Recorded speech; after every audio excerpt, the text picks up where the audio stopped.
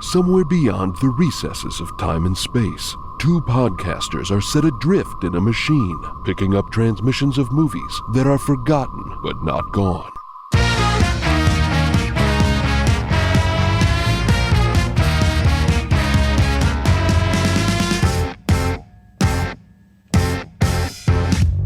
Welcome, everyone, to Movie Memory Machine, the only podcast about forgotten movies. Who is a simp for Greg Kinnear? Who isn't, though? I am your host, Landon Solano, joined always by my co-host, Truman Caps. Truman, it's good to see you. Landon, it's dust to be seen. You show me just already. It's no. Look, we have to dive fully into. You turn into the skid basically when you're on black ice. This is Truman. This is a Midwest thing. You didn't live through it. But I've heard things about Landon. I've learned so much about the Midwest from watching this movie. Oh man. When did you stop wearing your flannel hat with flaps on it? I mean, Landon is a Midwesterner. Born and raised there into the Midwest, he has returned. I never had the hat with the flaps on it. What? I did have the gloves that had the turned into mittens, and you flipped them back with Velcro, and you had the fingerless things. Yeah, I had those. I had those. Yeah. Come on, everybody had those. Show me someone in a marching band in the Pacific Northwest who didn't have the fingerless glove mitten things. Listen, Truman. Okay, serious time. Serious talk. Okay, serious. Let's get our serious faces on. Yes. For real. We need to preface this episode with a trigger warning. Yes. There are thematic elements of sexual assault and potentially other things that we'll be talking about that are unavoidable plot devices. So just bear that in mind going into this.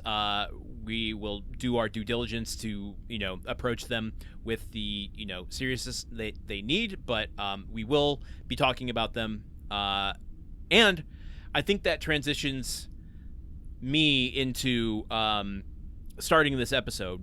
Oh, okay. Because I think I need to start this episode off with an apology. Oh, okay. Wow. We're going really strong. I first infuriate you by making fun of Midwestern hats, and then we start straight with apologies. Yes. Yeah. Well, okay. Come with me on this journey. You always say that as though I'm not already blocked out my afternoon to go with you wherever you want to go. Boomers, will you? Oh boy, I won't, actually. I feel like boomers double down on anything regarding how they were raised, and they get really defensive when you criticize them. Mm-hmm. Yeah. So I would like to make one of the first steps towards being of my generation and just going, you know what? We went through some shit. Mm-hmm. It was not appropriate. It was toxic. Even if, someone like me didn't create the culture, it was impossible to not live through it and support it and engage with it on some level.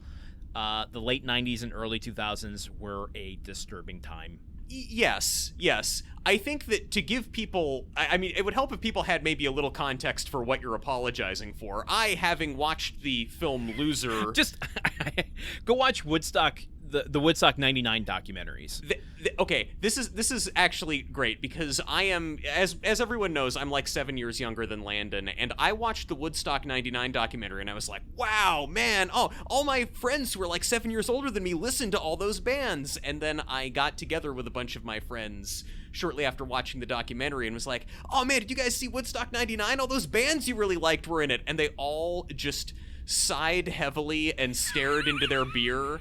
I was like, I don't know. I crossed a line with them. There's something you dudes are carrying that I do not understand.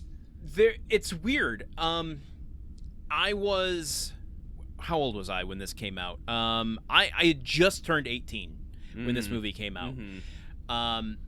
And on some level, just like the Woodstock 99 documentaries, I feel a little attacked. And I'm not making myself out to be a victim in that scenario at all.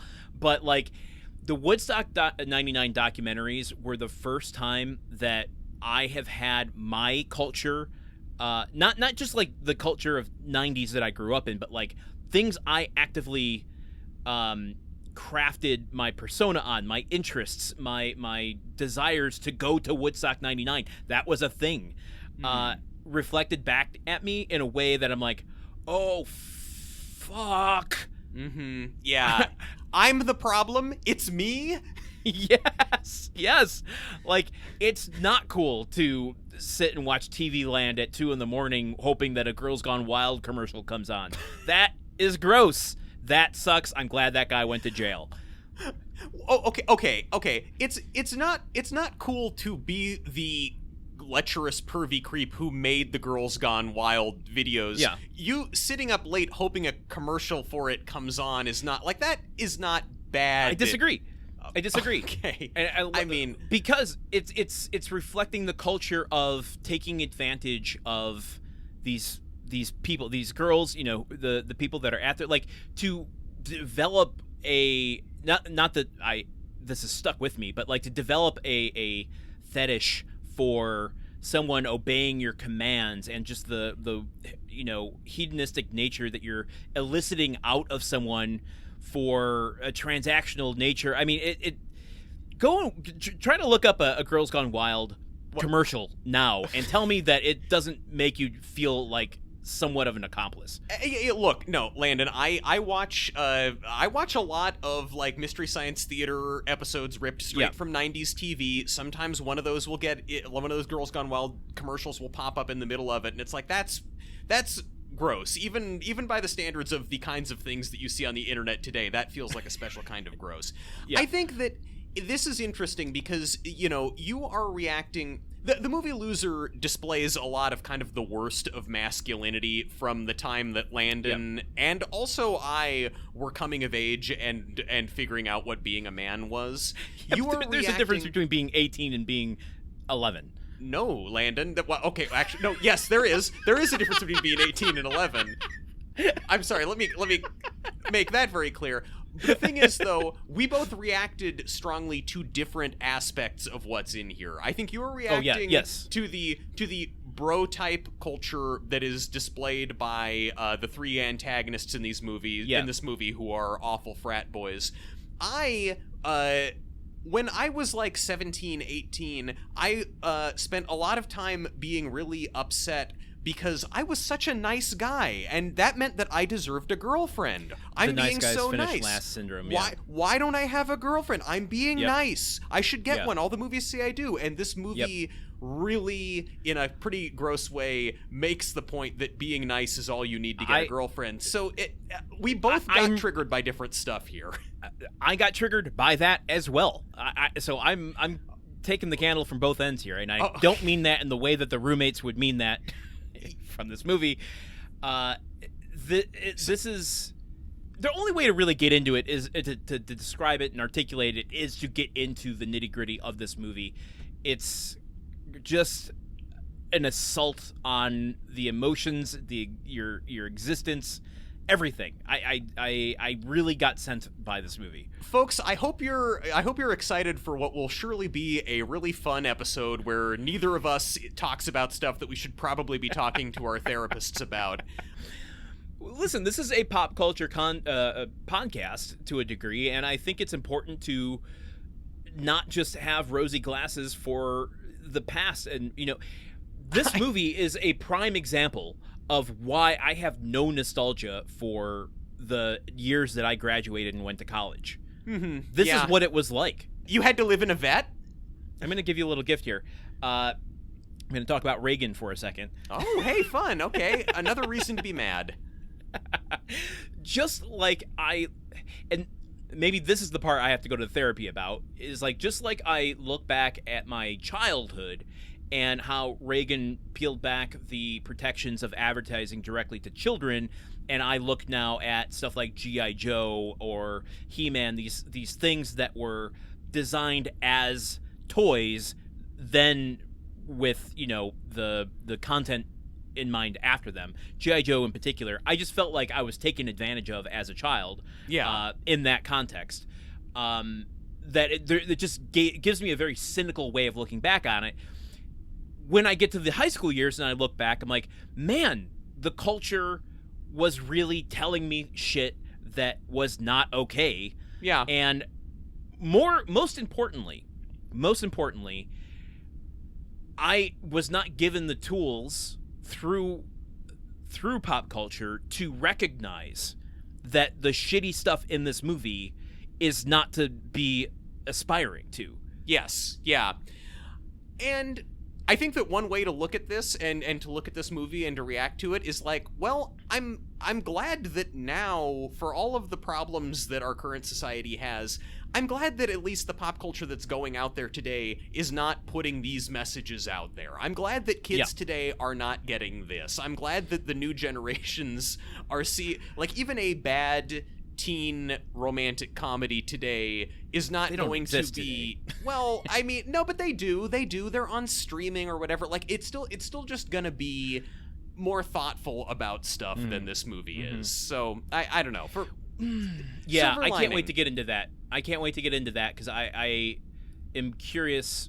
Yeah, there's a lot of interference with today's movie, and I'm curious where that came in. But let's not dangle this in front of everyone. For anyone that might have hit play without hearing or without seeing the title of the movie, we are talking about Amy Heckerling's 2000 film Loser. Truman, can you give me a synopsis while I paint my nails black? Yes, absolutely, and apply a few weeks worth of eyeliner to save time. I do that before episodes. Hey, folks, he's actually miming putting on nail polish right now. This is the level of commitment we bring to this podcast. Small-town nice guy Paul Tannek, played by Jason Biggs, leaves the Midwest for the first time to attend an elite college in New York City, armed with a scholarship, a positive attitude, and a flannel hat with flaps on the sides. Despite his best efforts to make friends at school, Paul is swiftly ostracized by the rich and cosmopolitan students, particularly his boorish roommates Adam, played by Zach Orth, Noah, played by Jimmi Simpson, and Chris, played by Tom Sadoski, who subject him to an endless stream of pranks. The only person who's nice to Paul is his cute, grungy classmate Dora, played by Mena Suvari, a fellow working-class stiff who's struggling to make ends meet in the big city. Dora is secretly having an affair with their literature professor, Edward Alcott, played by Greg Kinnear, who seems to take pleasure in being cruel and disrespectful to her. As Paul begins to fall in love with Dora, his roommates discover her relationship with Professor Alcott and cook up a blackmail scheme to ensure that they all pass their class with flying colors. Okay, I would have taken you to task for including the hat in your synopsis as if it's part of the story. However, it's the one thing I think people remember about this movie. It is the one thing people remember about this, because one of my friends had talked to me about this movie previously before the machine even spat it out to us, and he said, like, oh man, what's that movie where Jason Biggs has that hat that he's wearing for the whole movie? And then also, if you look at the poster, the hat is very prominently featured. Like, they are selling this movie on hat, basically. On hat. And I got a spicy opinion. I'm just going to foreshadow now. Prefer the hat without the hat. I prefer the hat to without the hat. Oh, I mean, it is definitely worse when he's not wearing the hat. But you kind of, that's sort of the great plot twist of the movie, is seeing him without the hat and realizing that you needed the hat all along. Okay, I cannot wait to get into this movie with you and hopefully find some healing by the end of it for what I've experienced going through my high school years. But what of the audience? How are they going to heal from listening to us heal? That's the real question. Well, maybe we'll do some damage today. Wow. There's always going to be some sacrifices made in the pursuit of healing. Okay, guys, enjoy our podcast. Like and subscribe. All right, some specs, though. Let's go into this. This is written and directed by Amy Heckerling. Produced, I don't say that often, but it's produced by Amy Heckerling and one of her collaborators, Twink Kaplan, who also has a small part in the movie and was most memorably from Clueless, playing the teacher that Wallace Shawn met and fell in love with. Yes, with a little help from Alicia Silverstone. Thank you very much. This movie stars Jason Biggs, Mena Suvari, Greg Kinnear, Zach Orth, Tom Sadoski, Jimmi Simpson, and an aggressive turn of the millennia playlist. Okay, here we go. This movie released on July 21st, 2000. Okay. Okay. By Sony Picture Studios. Okay.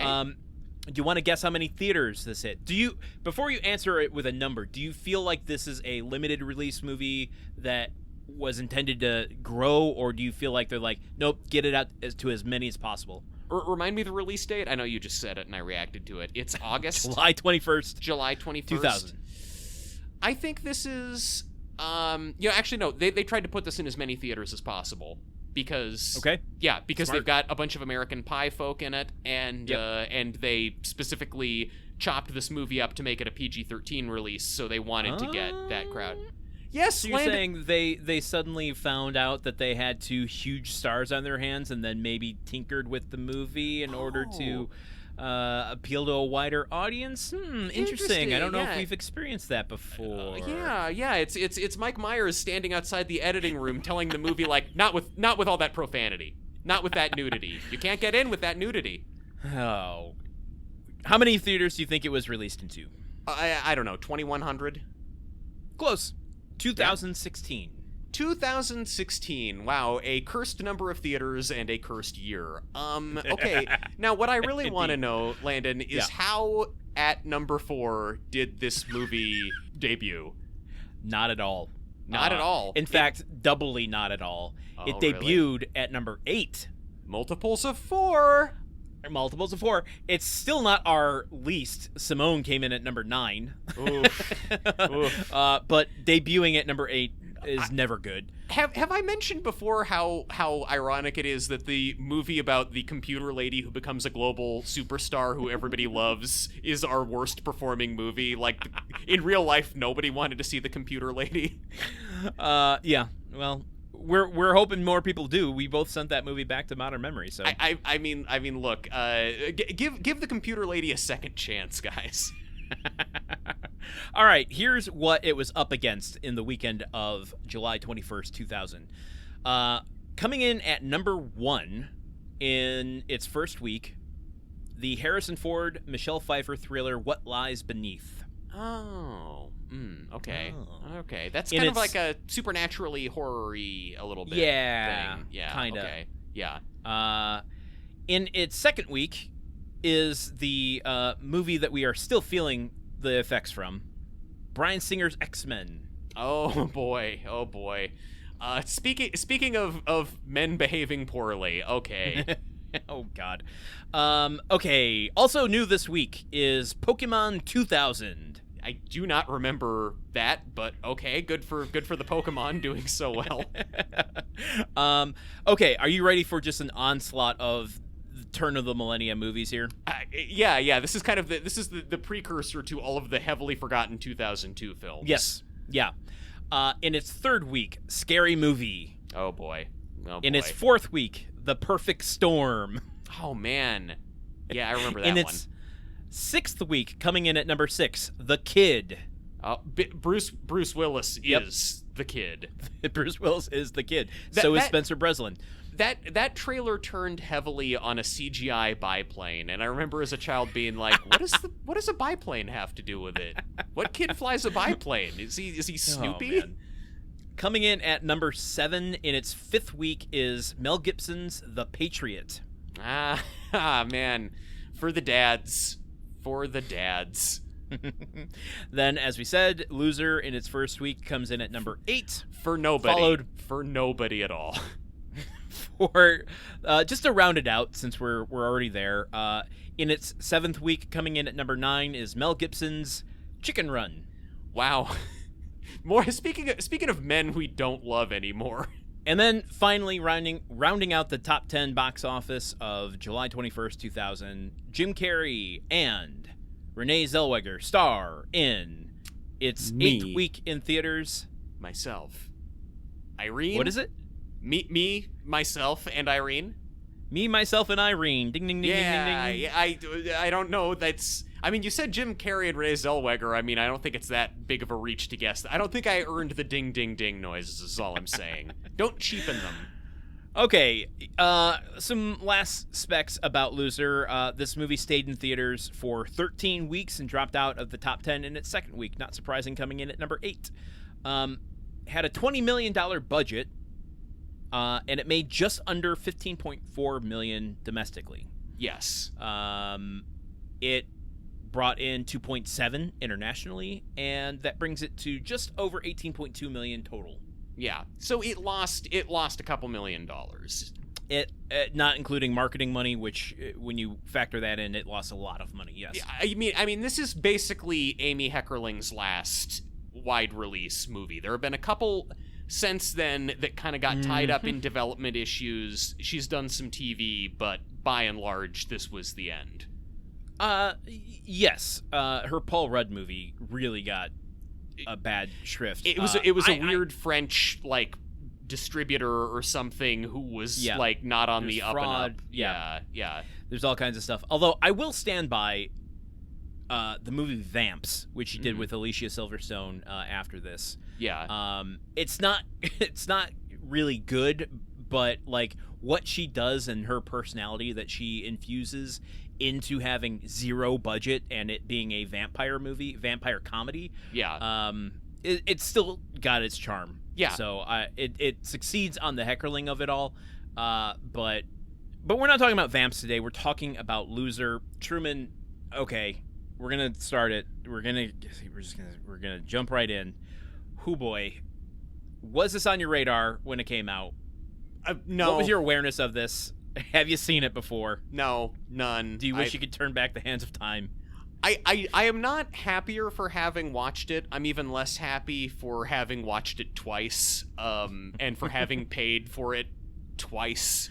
I'm telling myself that the second rental is just me tipping Amy Heckerling for Clueless and Fast Times at Ridgemont High, movies I love. Yeah, no, I not at all. Not aware of it. What about you? What can you say? Saw this in the theater. Oof. What with alone on a date with a group of rowdy friends? Throwing probably popcorn at the saw this screen? with a small group of people. Yeah. Mm-hmm. Saw it. Did not like it at all. Now the reason for that's I've done some self-reflection, and I think I could talk a little bit about that, which is I experienced sucks. what I think culturally people experience with this movie was I was expecting something more akin to the other teen movies like American Pie or Can't Hardly Wait. Sure. And while I did not watch a trailer for this, because we'll do that in our next episode, I seem to remember this playing more big in the trailer than it actually is. Playing more big. It's because it's about a child, right, who goes to a Zoltar machine and says, I want to have a hat with flaps on it and go to college. And have horrible things happen to me there. Oh, well, you know what? Jason Biggs stars with Dan Aykroyd in this movie, and Dan Aykroyd starred with Tom Hanks in Dragnet, and Tom Hanks starred in Big, so there you go. Great. There you go. We'll keep going. We'll find Kevin Bacon eventually. So, evidence of how much I didn't like this movie was, at the time, I was working at Sam Goody, and I was basically buying every movie that I saw and kind of liked, because my taste hadn't been fully developed yet. So, I even owned a movie called Out Cold, one of Zach Galifianakis' first movies. It's about hockey. What if hockey players were goofy? No. Is that Mystery Alaska? It's basically like Snow Patrol. Wait, Snow Patrol? No, that's not right. That's What's that band. skiing movie with Paul Feig? Ski School? Ski School. It's basically Ski School set in 2001. Oh, okay. Anyway, it's how the Ski School reacts to 9/11. It's a very thought-provoking movie. I was basically buying everything and chose not to buy this one, which is very telling if you know me, my obsessive physical media collection. Yes. Then after a few years, this movie just kind of sunk deep into my subconscious to be forgotten. Except that when Jason Biggs would kind of come across my plate, and I would remember him in that movie with the hat flaps. Yeah. So, and I think that's pretty much how everybody remembers, Jason Biggs, yeah, American Pie, fucker. Also, he did a movie with hat flaps. Yeah. Pie fucker, hat wearer, a man of many talents. He does wear a pork pie in this movie, but does not fuck it. Yeah. Yes. Well, but Amy Heckerling has said that this movie was originally R-rated. It was pretty raunchy, and then the studio insisted on cutting it until it became a PG-13 movie, which she says is what ruined the film. So maybe he does fuck the pork pie hat in the original cut of the movie. I've got even more information than that about the making of this movie and why it's not how it is. But man, we should talk about it here on the podcast. And nope, I'm keeping that to myself. If you want to find out the reasons this, all the details about this movie, go to Landon's house. You must seek him out like a wise judo master sitting on top of a mountain. Let's go into talking about this movie. I'll bring that up when we talk about Amy Heckerling specifically, but yes. So the way to get into this movie, to kind of frame the whole thing up, is that this movie is basically a remake of a movie from 1960 called The Apartment. It's a Billy Wilder movie. It's got Jack Lemmon in it, and it won Best Picture and a bunch of other Academy Awards. Yes. There are a bunch of weird odds and ends to this college comedy about partying that it's like, wait, why is it doing that? Why did that happen? Why did it get really dark all of a sudden? That you can kind of understand when you view it in the context of the movie The Apartment, which Amy Heckerling loves. She loves Billy Wilder and the comedies that he made at that time. I know. I think we diverge a little bit on that. We are. You've looked at my Letterboxd scores. So, like, after watching this movie, I then watched The Apartment, a movie that I'd seen before, just for the record. My parents and I rented The Apartment from Netflix when I was in high school because we were doing a Billy Wilder phase. You are exempt from judgment. I'm just saying, there's one guy on this podcast who watches lots of classic black and white movies, and it isn't me. And so whenever I've watched one, and not even for the first time, I want to just make sure I get the credit because I'm very insecure. Okay. And my reaction to the movie when I watched it as a teenager, and my reaction now was kind of the same, where it's like, yeah, I mean it's pretty good, but I don't think that was a comedy, really, and I don't know why everyone's calling it like one of the greatest comedies of all time. The Apartment is a movie about Jack Lemmon is this dude who works at a huge insurance company, and a bunch of his bosses use his apartment to have sex with their mistresses, and so their wives don't know, and and then basically he has a crush on this elevator girl at the company who it turns out is also having an affair with the big boss at the company, who then starts using his apartment, and things transpire. We'll talk about that more. But so this movie is trying to be a remake of this movie that's about 60s office culture, and I think that basically college... I'm gonna take umbrage with just calling it a remake. It lifts heavily, but I don't think it's trying to be The Apartment 2000. I mean, I don't know. I think it kind of is, basically. I think that's where we diverge. I think that I think that the movie forces itself into some weird shapes to try and be The Apartment. Look, I think that Amy Heckerling came to this movie. Her previous film, Clueless, was a huge hit. Rightfully so. Clueless is amazing. And she was kind of waiting for a few years to take her next project. She wanted to do the right, pick the right one for her. And I think that maybe to some degree it was like, well, I had luck with updating Emma to be set in a high school. Let me take another thing that I like and update it to the present day. And I just think that this is not as good of a match for that. Maybe the contortions you're feeling aren't necessarily with it trying to strive to be The Apartment. Maybe it was more The Apartment, and now the interference is turning it into more of a teen comedy. Just kind of flipping it and reversing it, looking at the inverse of that. I think that The Apartment is a better drama, really, and better viewed as a drama, and I think that it's kind of... I think that the weakest parts of that movie are when it's trying to be a comedy, when, in fact, like, a big plot point is that the woman who Jack Lemmon's character has a crush on, played brilliantly by Shirley MacLaine, at one point attempts suicide in his apartment, and he discovers her there, and there's an extended sequence of him getting a doctor, them pumping her stomach and breaking smelling salts under her nose, and then her recovering from her suicide attempt in his apartment. And the whole time I'm like, okay, this is powerful stuff, but I don't think this really suits the comedy beats that you're trying to get out of it. And I think that then this movie is trying to also have a bunch of dark stuff at its core, but trying to lean even further into even bigger comedy and even raunchier comedy, and it falls even more on its face in the process.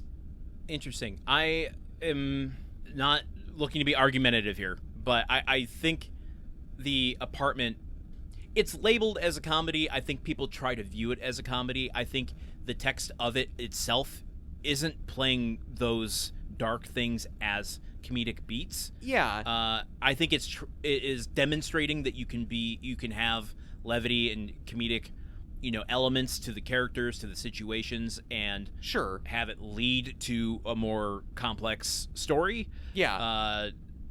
It's certainly not taking those issues lightly. Like they deal with Shirley MacLaine in a serious way. Yes. The nonsense around why she's in that position is a little different, but her character and what she goes through is treated with the utmost sincerity.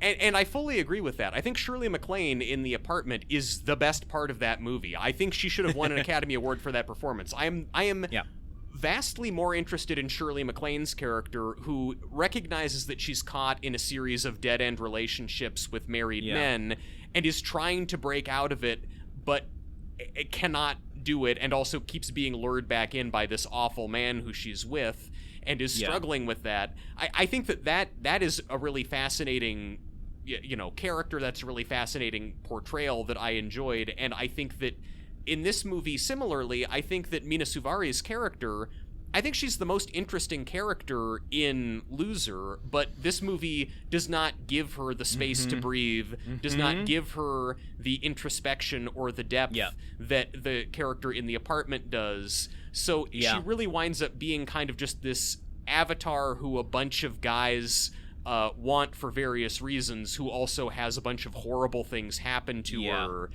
that are pretty much treated as just meet-cute plot points. And we are on the same page with that. I in fact, one of my biggest notes and windows into watching this the second time around, second time for this podcast, was trying to just ask, is this the right character perspective to tell this story? Yeah. For one thing, like having it predominantly fall on the Jason Biggs character, and that even if you look at Amy Heckerling's other movies, it's more of a tapestry of characters. Yes. With maybe the exception of Clueless, who's very, central on Cher. But even then, you bring in Brittany Murphy, and there are other characters there that make a more tapestry. This one, this is where I start to feel like there might be script interference, where just looking at the history of Amy Heckerling and doing those deep dives, especially into, female characters, inner lives, and seeing the end result here going, well, wait a minute. She starts out with all these kind of interesting things. She's smart. Yeah. She has, a lot of interests. She's, forced into this interesting situation of needing to work more in order to afford a place, but can't get a place. So she needs to get emancipated, but can't get emancipated without getting a place. Like, she's in this grind, and she can't break out of it. She's in a literature class discussing Franz Kafka, and then she is trapped in a Kafka-esque series of bureaucracies where she can't get financial aid without working more, but she can't work more to get the financial aid. It seems like there's layers there that got cut. But then there's just some point in this movie, and I do think it's the big pivotal midpoint, which we'll have to talk about, where it then slides into a story about whether or not Paul is going to get the girl at the end. Yes. Which feels antithetical to A, how this movie's set up, and B, what Amy Heckerling has just fucking done with her career. Yes, exactly. Because my biggest takeaway from The Apartment and from the portrayal that Shirley MacLaine is doing in this movie, I mean, throughout a lot of the movie, Jack Lemmon will be flirting with her in the elevator at the office, and she's nice to him, but it's not clear that she really super likes him, and he seems to be kind of and she has all this other stuff that's going on. There's this Christmas party where she is really upset about her relationship with the boss at the company, and Jack Lemmon is flirting with her and hey, check out this new hat I got. Doesn't my hat look really cool? And she is just so dead inside. Yeah, I know. The Apartment also has a pivotal hat scene in it, the parallels.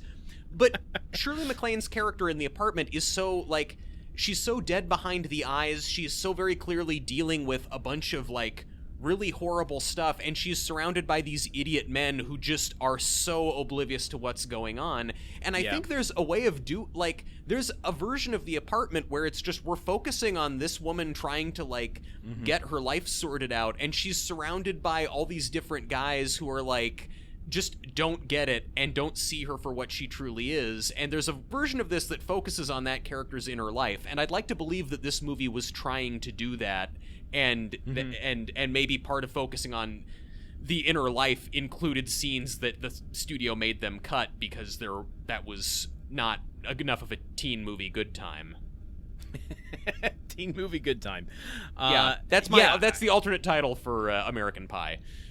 You know, you can go read all of these interviews with Amy Heckerling, you know, these retrospectives about her career. She actually did a handful of them during COVID. So there's a lot of information out there. And, you know, I'm not going to speak for her. I highly encourage people to go and read these interviews for themselves. But my sense in reading it is, like, she has a certain, like, I will go insane if I talk about the depths of how shitty Hollywood is. Yeah. And so I'd rather just, like, absolve, you know, the conversation from it and, like, ask me about the movie.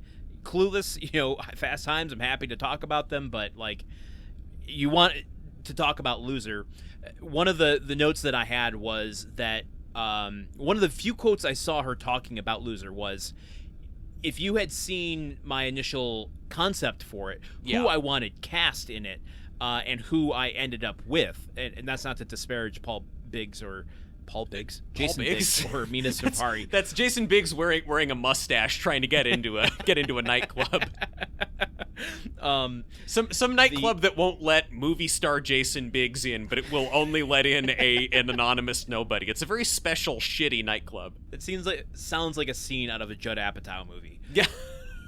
Right from the get-go, like, imagine what this movie would be like if it was Jake Gyllenhaal, a young Jake Gyllenhaal in the lead versus Jason Biggs. Again, nothing to take away from Jason Biggs, but, like, you can see, American Pie came out last year. It was an unexpected hit. Sure. We need to get another vehicle for these two stars, an adult vehicle. And then also, I regret suggesting getting them an adult vehicle. We need to make it a PG-13 vehicle. Yes, exactly. We changed our mind on what kind of vehicle it is when we were already halfway down the road. Yeah. This had interference at the beginning in the casting, I'm assuming in the script phases, but then also was you know, hacked to shit in post, going from an R to a PG-13. And I'm curious, like, I can feel the edits in this. Yeah. I can feel the edits in this, and it might be a testament to Amy Heckerling that even though it doesn't feel as chopped up and disjointed as other badly chopped up movies we've watched. Like, 54 feels like it got butchered a lot harder than this movie did, even though they both got butchered pretty badly. Yeah. That said, I have a ton of problems with this movie, but I am hesitant to lay them at the feet of Amy Heckerling. I really don't think that she has. I think her intentions were great in order to tell a complex story that is not the normal teen fare. Like, let me go back and tell these adult themes in, you know, the teenage world, what they're actually dealing with on a day-to-day basis, rather than just the conquest for getting laid. Yeah, like, she brought so much humanity to teenagers in other movies and did it so well. It's not like she, like, forgot how to do her job right. Like, this is not, I don't really put this on her. My big takeaway from reading a bunch of interviews with Amy Heckerling is that I want to be her best friend. She seems likewise so cool, and she and she seems so like just pissed off at Hollywood in a way that I totally empathize with. And like, I don't know, it's like, I think that separate from all of the dark and not cool stuff in this movie that we've been alluding to, this movie sucks on its own. Even if that stuff wasn't in there, this movie as presented still sucks. But I think that, as is so often the case on this podcast, I think what we're watching is not really the fault of the director, but of a bunch of people with MBAs. To progress us through this story, this episode, I was trying to find the best way to organize all of this, and I think since it is a character study, you laid out the plot very nicely in the synopsis. I think we should maybe approach this through talking about the characters individually, their dynamics between each other. But why don't we just start out with Paul and then work our way through the cast list, and we'll get there. But let's talk about Paul, because we're introduced to him first. He's, the biggest on the cover. Paul isn't just the biggest on the cover. Paul is the most on the cover. I mean, there are the most on the cover. Now, we have seen movie posters where the lady is huge and the man is tiny, and we've seen posters where the man and the lady are the same size. This is the first one where we have tiny Jason Biggs and Mena Suvari standing up in the upper right corner, and then a gigantic Jason Biggs head also wearing the hat with his finger and his thumb in the shape of an L on his forehead. Like, they were selling this movie so heavily on Jason Biggs has a funny hat. You see a wide shot of him in the funny hat, and then, in case you forgot about the funny hat, here's an even closer, like, really drink in every detail of this hat. Which is interesting, because, like, introducing the idea of Jason Biggs as a loser. Yes. The why in the universe of, like, him interacting with other people is like, he's bumbling. Yes. But really, all of the his roommates treat him like shit. Everyone he interacts with is like, I don't have time for your nonsense. Get the fuck out of here. But he's just being affable. Like, at no point is he being obnoxious. No. The whole loser identity comes from the fact that he's wearing a fucking cap with wool flaps. He's not a loser in a weird and funny way. He just falls down a lot and wears a funny hat, and he doesn't even have, like, a good reason for wearing the hat or a particular attachment to the hat. He doesn't know your big city folk terms and slang. His most defining character trait really is just that, like, he's nice and bad things happen to him. Just like everybody treats him like shit. That's who our protagonist is. And I'm just going to throw this out here now, because I could make hay of this for the rest of the episode. I'm not going to. This movie fails in its basic premise, which is college is the place where losers go to meet other losers. Yes. It is where the weirdos go to find your weirdo cliques that didn't exist in high school. You would find other losers, and you would make a little loser group. The people who get into an elite college in New York are some of the biggest losers from schools all around the country. Yes. To be sure, there are going to be rich Nepo baby assholes there, but, like, not everybody. It's like the whole college is jocks. It's like it's like the University of Florida or something, where just everybody there is on a football scholarship and that's all it's about.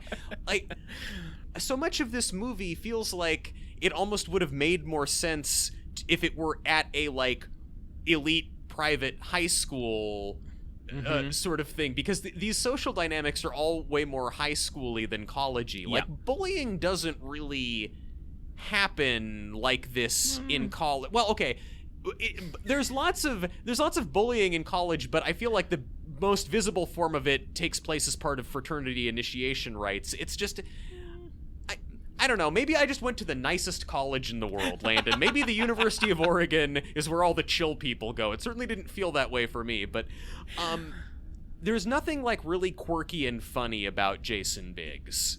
We mainly just see him reacting to being pranked. It wants us to think there's stuff that's quirky and funny about him.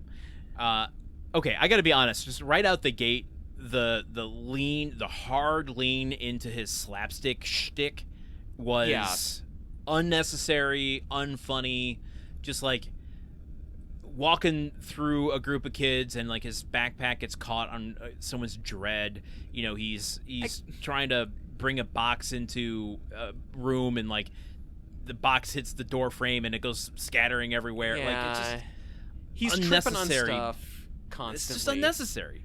It's also, like, this is also a place where you feel the choppiness of the movie, because there's this sort of montage of him getting to college, and it's clearly just they clipped tiny bits out of a bunch of scenes where there's a pratfall, or, like, there's 3 different shots of him walking through a cafeteria and bumping people with his bag or getting their dreads caught on his bag, and very clearly this was one unbroken tracking shot where all of this could exist in its own space, but they had to cut it up to make a montage. Dare I say they were reshoots?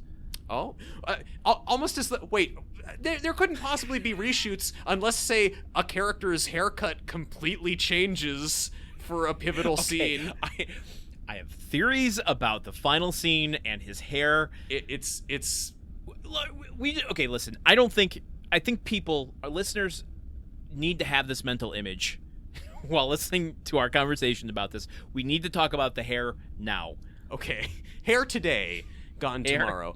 To start the movie, when Jason Biggs is not wearing his floppy-eared hat, he has kind of long hair that's parted down the middle. I'm trying to refashion my hair to look like that for some reason. Don't do it. You can't see it. Yeah, I can't. My hair won't let me. All listeners need to know is, like, the person who created the wig that Jason Biggs is wearing. This was a wig. Movie, this was a wig too. The wig blindness strikes again. Damn it! I am almost certain it's a wig.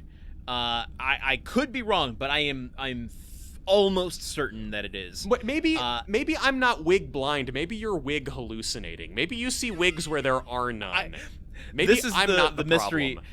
of everything else I want to know about this movie. Whether or not this is a wig is the top of my list. Wow. But let's just say it is a wig. The wig maker went into Sharon Osbourne's closet and said, "Let's do that. Give me 2001 Sharon Osbourne."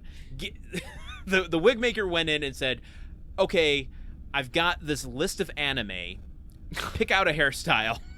And it's parted down the middle with long strands that kind of frame his face, almost like the Rachel from Friends. Yeah. But then short in the back and then upwards. If you've ever seen a woman in the Midwest that works in a hair salon, like for older clientele. Yeah.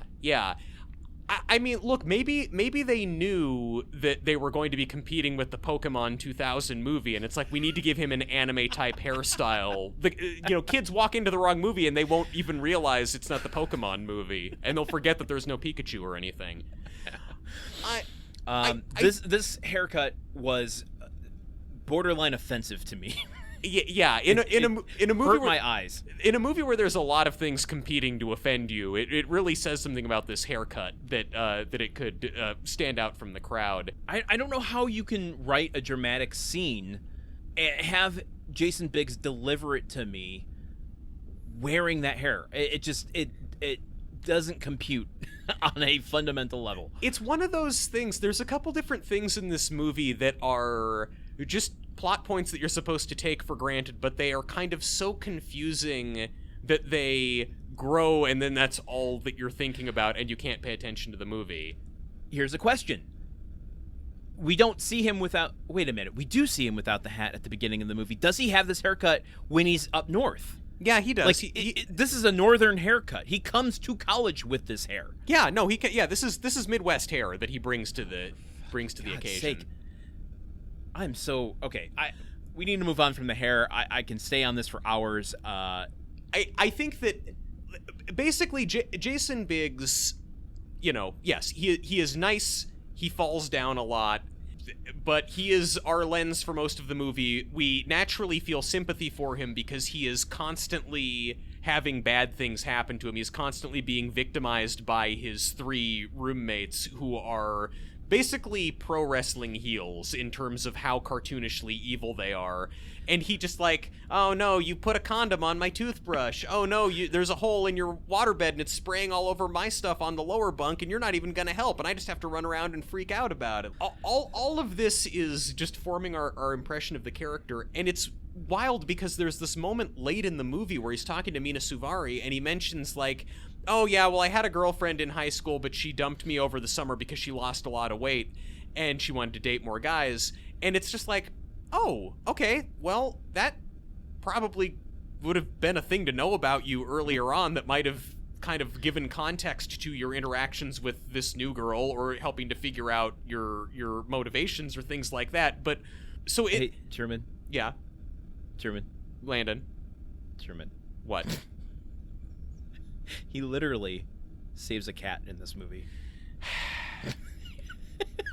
He does, but this is before This is before the book came out. Do you think Blake Yeah, I Snyder know. got the idea for Save the Cat from Loser? The darkest, most enduring legacy from Loser is now every hack screenwriter writing a literal cat saving into their movie. I think okay. That's how we know he's a good guy at heart. That is how we know. He deserves to get the object of his affection because he's such a nice guy, and we know that because he saved a cat. How? Okay, I know we were trying to talk about the characters. I think a character in this movie is the veterinary clinic. I think we need to touch on the absurdity of this because, you know, get us there. He's being tormented by his roommates early on at college. They eventually decide this guy is such a loser. We're going to tell a bunch of lies to the RA about how Jason Biggs is a messy racist and we want him to move out and get reassigned to a new room. And Jason Biggs just like, whatever, I hate living with you guys too. Reassign me to a new room. He doesn't contest it. And so then the university... Well, hold on. It's an example of him being a nice guy because they're in this jury thing and they give these excuses and he doesn't go, you're right.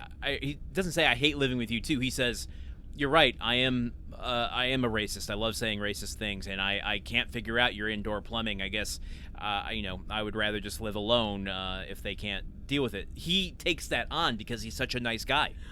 He doesn't want to put them out to dry if they're going to go to this length to, humiliate him. I mean, look, I see it almost as him I see that as one example of him not being a nice guy, but just if this is like kind of the first time in the movie I almost feel like it's him taking any initiative at all and being like, okay, you know what? I want to move too. Let's go with this. Let's make this work. But so the university reassigns him, but instead of giving him a new dorm because there's a housing shortage, they send him to a veterinarian's clinic in Midtown where he has to like live in a supply closet with a bunch of dog and cat kennels in it. And in addition to living in this working veterinary clinic, he also just has to help out and take care of the animals and give them their medications, even though he's not a veterinarian student. He has no training or licensing. None at all. This is another thing that the more you think about it, the more questions you have. It's like the Cars universe or Barnyard, where it's just like, I mean, it's almost Dickensian that it's like, yes. I live here. I guess now my lot in life is to live under the stairs and take care of the master's stable. Again, this is another example of him being a nice guy because when he's introduced to the vet clinic, the veterinarian clearly, it's very messy the way this unfolds. He gets there and he accidentally bumps into a dog who yelps, and then the vet picks up the dog and goes, "Oh, did the mean man hit you?" Everyone's shitting on Jason Biggs. Yeah. But then when she's giving him the rundown, she holds a cat in a very distressing way to me and shoves him into his arms. But Paul's the one that's like, "Oh yeah, I know." He's, commiserating with this cat. And the idea, I think, is it's not communicated very well, but what I think is the vet is such a shithead that in order for these animals to be taken care of, Jason Biggs, Mr. Nice Guy, has to take it upon himself to learn how to care for them. That's just okay, and that's fair. That's fair. I'm just saying if you're gonna have that in your movie, that kind of has to be the movie. No, I mean, I'm just saying, if the protagonist of your movie is forced to start living in a veterinarian's office, the movie should be about living in a veterinarian's office and dealing with that. And it very quickly 100%. is just the first scene, it's like, okay, you have to sleep in the back room of a vet's office. Okay, every subsequent scene, none of the veterinarians are there. Yeah. It's just this big empty space that he lives in and just occasionally is carrying a cat around or giving a dog some medication through an eyedropper. And it really is like a subplot. It's like a fake sitcom on 30 Rock. Landon, I said this is a 3-camera sitcom ass idea that is dropped into the movie, and we're just sort of expected to just run with it. And it's weird how much animal surgery and medical stuff we see in this comedy. Like the first scene he's in there with the cat, and they're like, we see a shot of an operating room where they're doing surgery on a dog, and we fully see it. We see them giving a cat a rectal thermometer, which is like, okay, kind of a weird thing to see in your teen comedy movie. And then yes, later there's a scene where him and Mena Suvari come back after a romantic montage, and they find a stillborn kitten in a pool of afterbirth on the floor, and they like rush the kitten into an operating room, and there's this long scene of Jason Biggs like getting a scalpel and calipers and like cutting the placenta off the kitten, close-ups of this newborn kitten.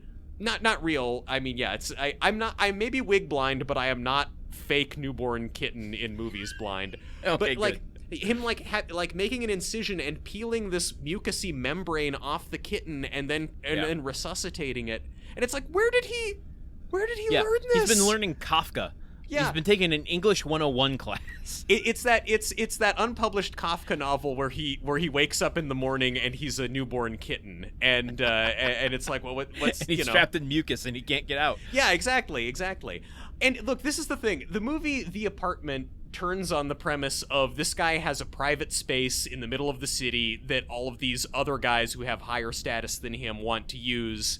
And the case here winds up being, his asshole roommates then see, oh, he lives at this vet. We need a place to throw a party. Let's throw a party at the vet. And, this is such a great spot for it. And it's like, is a veterinarian's clinic the best place to hold a party? Like, I don't even think that's a particularly good... I mean, it smells like animal piss and shit. Like, fair. If I wanted to throw a good party, this would be like the last place on my list. It's not the most distressing thing about the party, but it's high up there, which we'll get to eventually. We can't avoid it, but the distress of just even the animals weren't in the shot, just knowing that partying happening around animals who are in cages just puts me in such a crisis mode in my head. I can't even begin to articulate the anxiety I felt.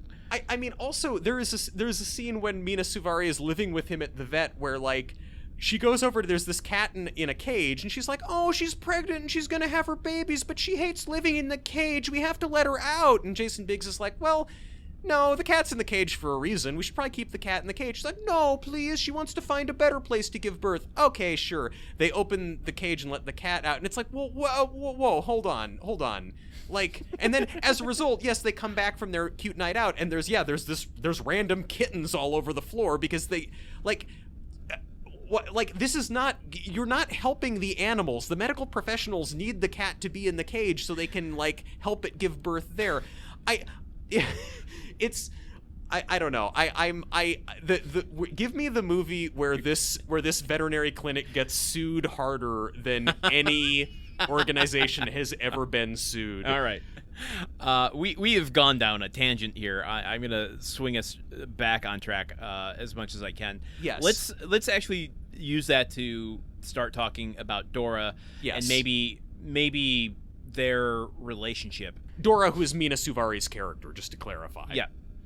So, Paul, first day of class, another confusing thing to me is, like, is he transferring mid-season? Why is everyone already in this class? Why is he late? Everyone seems to be familiar with what's going on.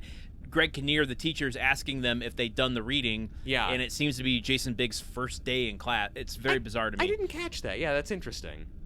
But he comes in, and of course, it's Jason Biggs, so he doesn't just, like, come in. He falls down all of the stairs in front of the class in the middle of the lecture. Let me just say, that's stupid, but that stunt is insane. Yes, it's fair. This wide shot of presumably Jason Biggs, maybe a stuntman in a goofy hat, walking, like, we're at ground level. It's this tall stair, it's a lecture hall with the tiered seating and the tall staircases going up it. He walks in, starts walking to his seat, trips, and just tumbles down like 50 steps. It is a long fall. It's all in one shot. It is brutal.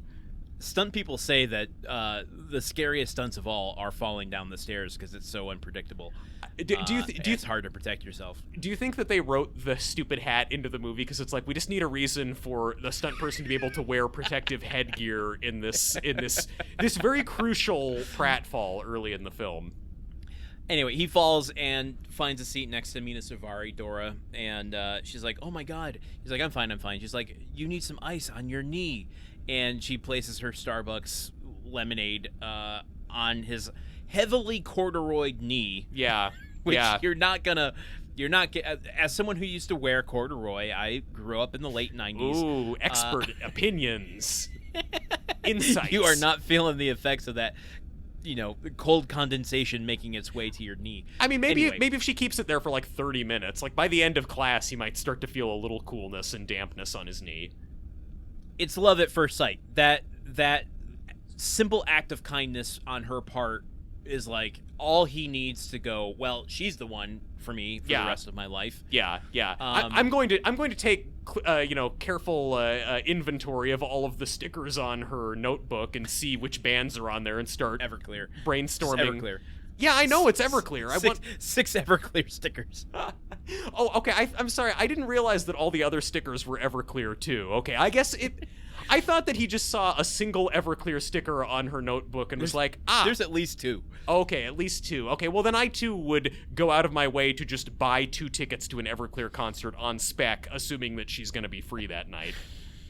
So, yeah, that's their meet cute, if you want to use that term here. I don't think it really applies, but whatever. That's how they meet. That's how he falls in love. But she is clearly having an affair with Greg Kinnear. Yes. Not clear to Jason Biggs, clear to us, the audience. Honestly, even she answers a question, like Greg Kinnear sees her being sweet to Jason Biggs and then calls on her and says like, well, what do you think of this Kafka novel? And she gives an opinion and he dresses her down for it in front of the entire class. Yeah. And we then cut to her yelling at him in his apartment and say, you can't treat me like that, whatever. And at first I think, so she's his daughter. Okay, interesting. Another kind of echoes of the last song. And then about 30 seconds later, I realized we're watching a very different movie. Yes, we are. So where to go? Let's talk about her a little bit, and we'll come back to the relationship with Jason Biggs. So yeah, Dora is, she's got a very grungy aesthetic. She's very cute. She is hustling very hard. She works at a strip club as a waitress. Can I pause you right there? Yeah. I was struggling with how to describe her aesthetic, and grunge didn't quite feel appropriate because we're a little bit past that. Yeah. Goth also doesn't feel appropriate because it's not exactly goth. And I came up with something that I felt to be the best example that I could come up with, which was groth. It's because I think grunge and goth are kind of looking backward. Yeah. I think it's actually looking a little bit forward, and this is more of a pop punk prototype.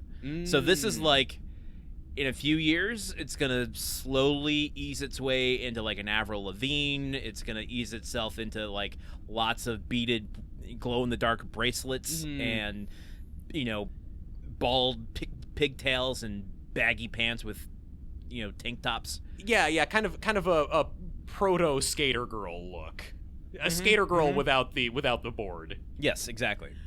Well, much like a skater girl, though, she is tough and street smart and is trying hard to make it work. She's got this night job serving drinks at a strip club where dudes are creepy to her. And she also, I guess she lives with her parents, but they live far away, and she misses the train to get home, and so she has to stay the night at the train station because she has nowhere else to stay, but she doesn't want her mom to worry, so she calls home and says she's staying with a friend, and then has a homeless woman played by Colleen Camp from Clue pretend to be like the front desk attendant at the dorm. There's this whole thing of like, her parents that just kind of established at the beginning and then abandoned very confusingly. Well, same with Jason Biggs, who his dad in this movie is Dan Aykroyd, who we see in 2 scenes and then disappears. I'm never really going to complain about seeing less of the Croyd, I'm going to be honest. Dare I repoint you to Christmas with the Cranks? No, you dare not.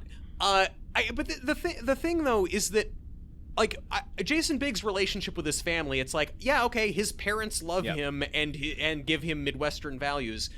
There's like, Mena Suvari is trying to to try and get financial aid, she needs to be emancipated. So she like goes to some city office and talks to very confused by this. Talks to a clerk played by Andy Dick in a cameo. Oh, for fuck's sake. Speaking of men behaving badly, but she is trying to get emancipated, but there needs to be all this paperwork, and her parents don't know she's trying to get emancipated. So it's like, okay, is she like, is there some kind of dark thing at home? Does she not get along with her parents? But then later she says, once she gets a job selling her eggs, which is a whole thing to talk about, she says, I'm going to buy my mom a dishwasher. So it's like, it's very confusing. And it feels like, I don't feel like anything was shot for this. I mean, I don't have any evidence one way or the other, but like this feels like something that would have been trimmed in the script phase. Like right before you go to a shooting script, we don't need all the superfluous stuff with her past and her parents. But then you start to feel the absence of it as it goes on with some of the confusing nature of it. Because the one evidence we do get, we do hear her mom on the phone, as you said. Seems like she's like maybe a little overprotective, but like didn't seem overbearing when she called. Basically, at the train station, she calls her mom, says, as I don't want to reiterate everything you just said, but I'm staying with a friend, but she's really not. And her mom calls back, and she's just like, hey, I want to just check that this is a secure place for my daughter to sleep. Yeah. Like, she's not, like, being overbearing in, like, can you check on my daughter? I want to make sure she's there. Yeah. I don't know what fucking Mena Suvari has a thick Southern accent in this movie. It's a Southern type of grunge. I think it's just one of these many. Like, Mena Suvari, again, the most interesting character in the movie, but even then she is still so underdeveloped where it's like, it seems like she has real problems in a way that other characters don't. And let's go through the movie. Yeah, okay, so let's see. Housing insecurity is a real problem. She can't earn enough money to afford housing. Yep. Yes. Right? Yeah, so that's one. She is in a really toxic relationship with her professor. Absolutely. Who doesn't respect her. Yeah, which seems to be... And he is constantly disrespectful directly to her face, and suggests that, yes, she has a fixation on this guy, and there is something that she's seeking from this relationship that is fulfilling something that she's missing. Okay. Do we learn more about that? No. Okay, what else? What else is wrong in her life? Before she meets Jason Biggs and his roommates. Yeah. I mean, because I think we're next going to get to then what goes wrong after she meets Jason Biggs and his roommates. Yeah, I guess we have to. I don't know. It's just she. We're not really given the reason why she's such a. Ambitious isn't even the right word, but just kind of like always making it work. Like it doesn't seem like she somehow has tuition. It might be a scholarship to this prestigious place. Seems likely. So why is she like? Why does she have so much street knowledge? Like there's a juxtaposition that I don't understand between like all of the privilege she has of being here and the education she has, then mixing with the like, I know how to do an entire date by getting into a Broadway show for free and stealing a loaf of bread and eating it somewhere where I know where we can get free coffee, and instead of a meal I'm gonna go to the commissary and drink creamers for dinner. Yeah, and she's constantly sucking on honey packets too that she gets for free. Yeah. So, I'm not saying that a character couldn't be both of those things, but this movie gives us no indication of how that came to be. I mean, I can kind of believe, because wherever her parents live seems to be one of the outer boroughs accessible on the subway system. So it's like, presumably she's from the New York area. She's been coming to the city a lot. But it's also like, like this other question I have watching this, hey, does Dora have any friends? Does she know anyone else at school? Anyone else in the city? She suffers the fate of being a female character in a movie from the year 2000. So the answer is no. Yes, exactly. I mean, and even then, she has, like, in so many ways, she kind of hits this manic pixie dream girl stereotype. But in a lot of other ways, there's hints of her not doing that, because she does have problems outside of the protagonist. She does have a life and a background outside of the protagonist, but just as the movie goes, as the movie goes on, all of that background, all of those other problems kind of get collapsed and vanish, and then suddenly all of her problems can be solved by a nice guy. Well, and this is the other kind of fog cloud surrounding her character, which is the movie, to a certain degree, or at least the movie poster, wants us to believe that she's also a sort of loser. Yes. And, you know, these two losers, I'm using big airtime quotes, are going to get together by the end of this movie. But we're not really given any indication as to, I guess we don't really for Paul either, but why she's a loser. You know, really it's just every single person around her except for Paul is taking advantage of her. Yes. And spoiler alert for my opinion about this, which we've already kind of alluded to, is like, by the sheer fact that Paul is the one person who isn't taking advantage of her, that makes him the ideal candidate for her. Yeah. By the end of this movie. Like, they should get together. Of course, this has been fated. Why? Because he's the only person who hasn't taken advantage of her. And, you know, I don't think that's a great thing to hang love on. I don't, and I also don't even fully agree with the assessment that he's not taking advantage. So we can get to that V soon. From the movie's perspective. Yes, from the view of this movie. Well, let's talk about well, you know what? Here, I'm going to pause. And let's just talk about Mena Suvari and Jason Biggs and their career. Oh, have they? Were they in another movie together? Did they make other films? This is very early into both of their careers, so we don't have a whole lot to talk about. But you know, I think the intersection is interesting. Let's start with Jason Biggs. He started in the early 1990s in small TV and film roles, but obviously really broke out in 1999 with American Pie. Yep. That being, I want to just make clear and say it here on the podcast. I've never seen any of the American Pie movies, and ask me why, Landon. I will ask you why in 1 second, but I suddenly am realizing an additional layer to the disparity of our experience with this movie. But go ahead. Why haven't you seen the American Pie movies? Every year from basically. You know, I first joined the high school band program when I was in 5th grade, and every summer there was a sort of educational thing where we could all get together. Sometimes it'd be residential, where we would all play music together, and it was, you know, it was known as band camp. And then certainly once I got into high school, you ever have that one times at band camp? And you know, when in high school, then with the marching band, they start 2 weeks early of rehearsals, and that's called band camp, and the same for college. So basically, from when I'm like the mirror of horniness that it holds up to when the I'm band camp people. 12 years old to when I'm like 22, there was this big section of my life where I would be doing stuff with my friends in the band and things would be happening, and then I'd try to relate an experience from band camp to someone else, and they'd throw this fucking line from this fucking movie in my face. And you know what?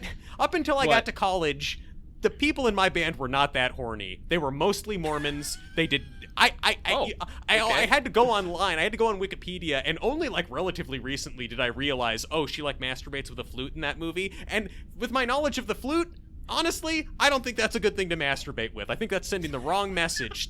Thank you very much. So what I'm just saying is I come into this with a little bit of a chip on my shoulder for Jason Biggs and Mena Suvari and how they made all their money. Cause fuck those movies and fuck what they put out. Us band kids have enough to deal with. We are the true losers, and then you have to put this other shit on us. Anyway, so yeah, American Pie, did it make money or something? Was it a successful movie? Was it turned into a franchise? American Pie, being the runaway hit that it was. They tried putting Jason Biggs in a number of roles to see how exactly he might catch fire. Spoiler alert, it turns out the American Pie films tend to be about his only lane. That was his ceiling. That was as high as it went. Yeah. So directly from American Pie, he goes on to star in other youth-oriented films like Boys and Girls. Yep. Which we talked about recently. Saving Silverman, as well as today's film. Unfortunately, He's never quite broken out of that mold. I don't know if it's really that unfortunate. Yeah, I mean, I'm not. He's got the royalties coming in from the American Pie movies. Yeah. He's living better than us. He has worked steadily since then, though. Mena Suvari, on the other hand, she started in the mid-'90s, and she got kind of a head start on some of the youth-oriented films that the other American Pie cast would eventually go into. So she starred in Greg Araki's Nowhere. We talked about that on the 54 episode. Yep. She was in Slums of Beverly Hills. We talked about that on the 54 episode. She was in The Rage, Carrie 2. Great film. Perfect film. Best Picture winner that year, I believe. She has some like adult credits outside of the teen, not like adult credits, but outside of the teen world. Yeah. Kiss the Girls, ER, American Beauty, That obviously. was kind of a big one. Speaking of men behaving badly. American Pie is the clear connection between the two of them, and she's probably best remembered for American Beauty, I would say, over American Pie. Yeah. But she's been able to land much more roles, I think, a variety of roles than Jason Biggs has. I would say that American Beauty may be a slightly better movie than American Pie. I guess it's not fair having a movie not you haven't seen. How can you judge? You know what? Look, I don't think that American Beauty has aged super well, but I also know that there's nothing in my life where when I try to talk about it, people bludgeon me with a line from American Beauty. Like maybe if every year I went to filming a plastic bag blowing around in the wind camp, and then I wasn't able to talk about it because of American Beauty, maybe I would feel differently. But that was not my life. So just to wrap that up, you are making an objective statement about the quality of a movie based on a subjective experience you had with a movie you didn't see. Yes, I am doing that. You know what? Okay. You know what? I'm sorry. I don't think it's a bold statement to say that American Pie is not like great cinema. I'm sorry. I think I was very magnanimous about The Apartment, a movie which I think has true merit and goodness to it. I think I can shit on American Pie. No one's gonna get any less rich off of that. I'm sorry I wasn't kind enough to the movie about fucking a pie. So after this movie, Mena Suvari went on to do stuff like Sugar and Spice, The Musketeer, Spun, stint on 6 Feet Under. So she's kind of had more interesting and diverse roles, I think, than because she doesn't quite fit the teen mold that you'd expect. She's kind of like, I'm not going to say wise for her years, but she's got kind of a more mature edge to her, I think, than your Tara Reeds. And I think that may have influenced some of the casting in some of these movies. I mean, in American Beauty, where that's kind of she is both a child but also an object of desire for a guy who we're supposed to not think is a creep. I don't know, like there's I think kind of a wheelhouse that she was in, of like bridging this gap between young but also worldly. Yeah. Let's talk about Greg Kinnear. Has he been in any other movies? Second movie in a row we're talking about the Kinnear. Let's talk about his character first, and then we'll go into a little bit of his career. I would say that his character is less quietly Christian than his character in the last song in this movie. A little bit, tiny bit. It's a testament to how good his acting is that in the last song he can so effortlessly just be like, this is a great dude, this is a good guy, this is an upstanding moral man, and in this movie the second you see him he's like, this piece of shit, he says one thing to the class and you're like, oh, you're not a friendly professor, you're a mean professor. You know what? I was gonna say let's try to break this character down into two parts. One is how the character is as written and what Kinnear brings to it. Mm-hmm. But I don't think anything really more needs to be said about those two things than what you just described. I mean, the range that he has of embodying a character immediately is impressive. Yes. And the character, what's his name? Elliot? Edward Alcott. Edward Alcott is just skin crawling from the get-go. As a teacher, I would drop his class immediately. Bad teacher. Not starring Cameron Diaz, starring Greg Kinnear. Has a sexual love affair would drop his ass immediately. Yeah, real bad. I mean, but who the fuck am I to talk? I mean, like, I don't know. I'm not in that situation. So, I mean, he's a bad guy. He treats everybody around him very poorly and seems to, like, he at some point has Mena Suvari so arrogant, living in his house and is ordering her around to, like, make tea and type up his papers and grade tests for him, and is just like, you look a lot cuter when you're not talking and stuff like just. What I find the testament to him being is, like, that is so fucking on the trad wife on the nose bullshit. Yeah. That the fact that he can pull it off and still not seem like a cartoon character. I mean, he kind of does, but kind of whatever reality, whatever, you know, dimension there is to it is brought to it by Kinnear. And kind of everybody in this movie is a degree of a cartoon character. I mean, this movie is the world of this movie. Some of them are very many degrees. This movie is sort of a heightened reality, not to the degree that Clueless is, where it is so over the top, but everything is a little turned up, not maybe to 11, but definitely turned up to 8.5.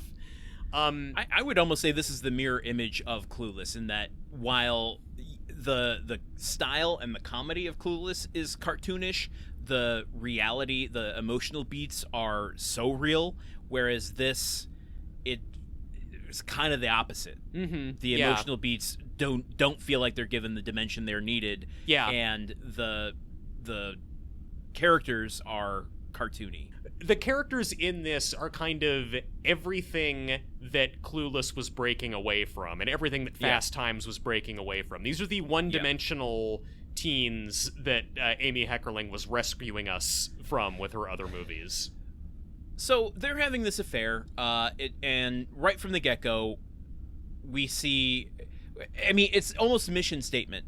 Greg Kinnear says, you can't be, you know, you can't be saying these things in class. Have you ever heard of Mr. Brown? And then he goes into the tale of Mr. Brown, who no longer works here because the staff found out, or the board found out, that he was having an affair with a student, and he got fired. And so, because it's an abuse of power, he lays all of this out there in his own words in his first scene with Mena Suvari. Yeah. It's a rare thing to have the guy say, hey, what I'm doing here is wrong. Let me explain in detail why it's wrong. Okay, now let's keep doing it. Like, that's a level of self-awareness that you don't often get from the antagonist in a movie. And I have to admit, this is very peculiar to me, where, like, you look at something like Fast Times at Ridgemont High, and every single character in that movie is painted with gray. Yeah. There's no black and white to it. Yeah. And I don't know why I'm going here with it, but, like, oh my God, is it Animal House? There's a movie where Donald Sutherland is dating his student. He's a professor dating his student. Anyway, the relationship they have, it's not even the main part of the movie. It's just, like, a few scenes. You, like, get, like, he's a playful guy and, like, a child at heart to a degree, not in a creepy way, but like I can connect with, you know, youth and whatever. That sounded way worse than I meant, but, like, you understood why they were having an affair. Yeah. Like, this is just abusive. Yes. With no redeeming qualities at all. Yes. I completely agree. This is an emotionally abusive relationship, and I feel like look, this and people get into relationships like this, especially when there's a fucked up power dynamic, and people will suffer through these things because they're finding something in there that they want. And I think I may have mentioned, I think that in The Apartment, Shirley MacLaine's character does, like, that movie does a better job of exploring how she feels about this and how she makes sense of it and justifies it and her perspective on it. And in this movie, it's just a lot of Mena Suvari kind of just, like, standing there and taking it and continuing to go back for more, which, again, that is a dynamic that takes place in abusive relationships, but this movie never really tries to address it any more than that. It seems like it's addressing it even in the scenes where Paul's not there. It seems like it's coming from his perspective explicitly, and, like, if you I don't want to reopen some trauma for you, but if you go back to your nice guys finish last days, yes, and you try to explain to your friend why this girl you like, you can't get with her again, big time air quotes, how she just keeps going back to her, shitty boyfriend. Yeah. Like, in relaying that story to your friend, you're not exploring the inner dimensions of the, her and the reasons behind that. Yeah. So this movie feels like it's kind of showing us that from the limited perspective of a nice guy. Yes. Like, oh, I don't know why she keeps going back to this guy, but she does. I'm just sitting here not, what am I, chopped liver? Yeah, huh? exactly. Is that me? Yeah, this is all those borscht belt comedians who are super nice guys who aren't getting with the girls they want. This does just feel like the kind of story I would tell myself when the girl that I had a crush on was continuing to date her boyfriend who I thought was a jerk. It's like, oh, I bet all he ever does is be a jerk to her. Why is she dating him? So there's no real depth to Greg Kinnear's character here. No. It's written. This is where I struggle, because it's like, in a different movie, this would kind of be a source of comedy. Like, a character written so one-dimensionally would be a source of comic relief. Yes. But everything that's written in the structure of a joke is actually this weird, toxic, hard-to-experience interaction. And I'm left not knowing what to take from it. I think that's another issue with the movie, is that so much of what we see of Jason Biggs, like, so often there will just be a scene of him getting pranked or like falling down or some shitty thing happening to him, and then it's like, okay, we cut to our other storyline, Mena Suvari with Greg Kinnear. What's going to happen here? Oh, he's being really shitty to her, and she's clearly hurt by it, but continues to be with him. We're going to cut back to Jason Biggs, and, a shitty thing is happening to him, and he's just putting up with it and continuing to trust his shit roommates. And, like, we're just cutting back and forth between two different people who are nice and are getting repeatedly punched in the face, and there's not really any... Neither of them is, like, progressing forward or, like, okay, I've taken a few licks, but now I'm changing something, or I'm trying to do something different, or it's motivating me to change. It's just, we're watching both people continue to be in situations where they're hurt, and it's like a real downer to watch that. And that's even before we get to some of the other downer stuff in this movie. It's like every other character besides Jason Biggs and Mena Suvari is played by Tommy Lee Jones. Yes, exactly. And not the sensitive Tommy Lee Jones writing horrible poetry and making his roommates listen to it. The mean Tommy Lee Jones who doesn't want to go to therapy with Steve Carell. Okay, I think we have to start transitioning into talking about these roommates and the party and everything that happens. Yes. I want to bookend it because it's going to get dark. I want to bookend it with two light things. Okay. So I've got something to bring up after the fact to get us back into jolly times at the Ridgemont High. Machine. Jolly Times at Ridgemont High is the Christmas special where it's all just Santa Claus is smoking weed and ordering gingerbread cookies to Mr. Hand's class, and Santa Claus is in the bathroom looking out the window at the girl on the diving board, etc. You know what? I think the girl is in the bathroom looking at Santa Claus getting out of the Okay. No, I like it. It's a feminist spin on it. And Santa Baby is playing in the background, so it all fits. Let's start talking about these buffoonery roommates by addressing the fashion in this movie. Fashion. Turn to the left. Separate from the flap hat. The roommates have a fashion all unto their own. The fits are incredible.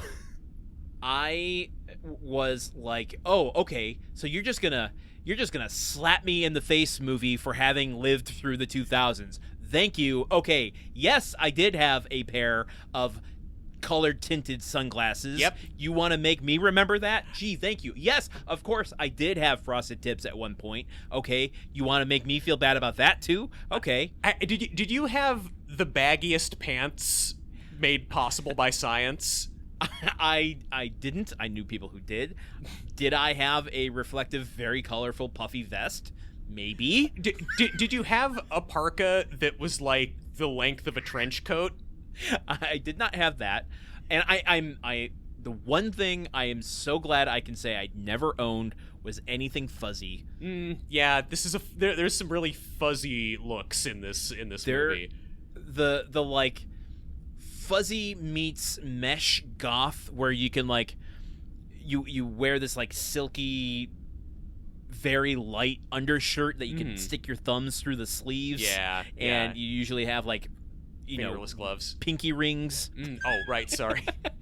But fingerless gloves and eyeliner. Too. Yeah. Oh my god, the level of, and this is weird because like it's part of what makes them feel like cartoon characters, but it was also what people dressed as at the time. Like this is one of the most true to life parts of this movie. It's funny because it's like you look at Clueless and it's like, well, people didn't actually dress like this in the 90s. This is a big exaggeration. But then you get to this movie and it's like, no, actually a lot of the ways that these guys dress is pretty spot on for rich douchebags. Did you have a tiny backpack that was inexplicably spiky, covered in like weird like nubs and spikes? But I wanted one. I know. I mean, that no one is gonna go in there and steal your Lunchables if it's covered in spikes. It's like a porcupine. It's perfect security. There's so many necklaces. Oh my god. There's one scene of these three dudes. Zach Orth plays one of the three dudes, as I mentioned. Zach Orth. Wet Hot American Summer is a huge thing for me. Zach Orth plays one of the counselors in that movie. I love Zach Orth. I think he's great. He plays an odious character in this, but I love him and I want to be his buddy. He's so cool. But there's one scene of them at a salon, at a weird hair salon, and they're talking about their plan for their next party and what they're gonna do. And Zach Orth has his entire scalp wrapped in saran wrap, like piled up atop it like a beehive hairdo. And there's this weird like ring light looking thing that's just circling around his head. It's like almost like it's like in the movie Brazil when he goes to the salon where his mom is having his face restretched. It's so insane. But just like these shots of contemplative Zach Orth trying to think of a new party location with his head wrapped in saran wrap, it is a light in the darkness of this movie. That taken in a vacuum is really cool. Listen, the futuristic salon in which they are residing here, I never experienced. The things they're doing in it, did I have that saran wrap foil thing done to me a few hours leading into prom so that I could have the freshest frosted tips going in with my white blazer, my white tuxedo to prom? Yeah, I did. The amount of guys your age I know who wore a white tuxedo to prom, it's just really interesting. It's not like a huge number, but it's a higher number. I'm going to tell you exactly why it was too, because I'm just going to speak for them. I don't even care if this is their truth or not. If they say it's not, they just don't want to admit it. Okay.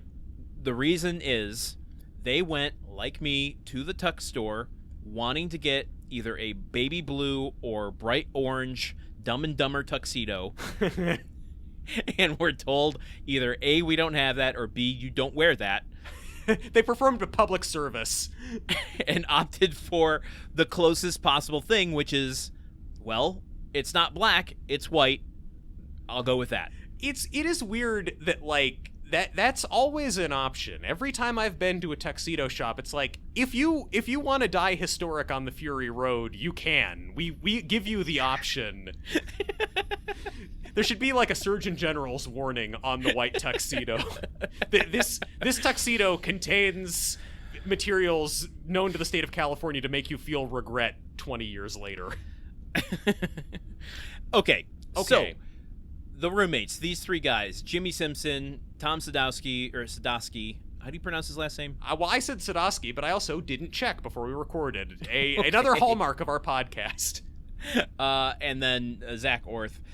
These three guys would be main characters in another teen film.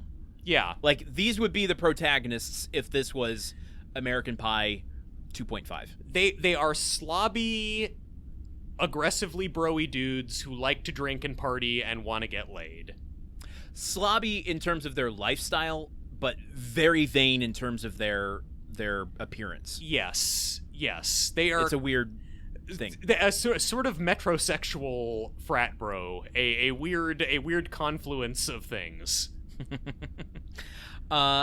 Here's my question then, is like their utility here, how they're used, because I don't think it's exactly specific to this film. I've seen examples in comedies and other types of films, and I want to talk about horror in a second, where you are basing your characters on such shitty behavior. Yeah. But it brings up a weird quandary for me, where is it like demonstrating, is it just choosing whatever the like diametrically opposed attributes of your main character are? Is it using it to demonstrate the culture in which we're living in at the time?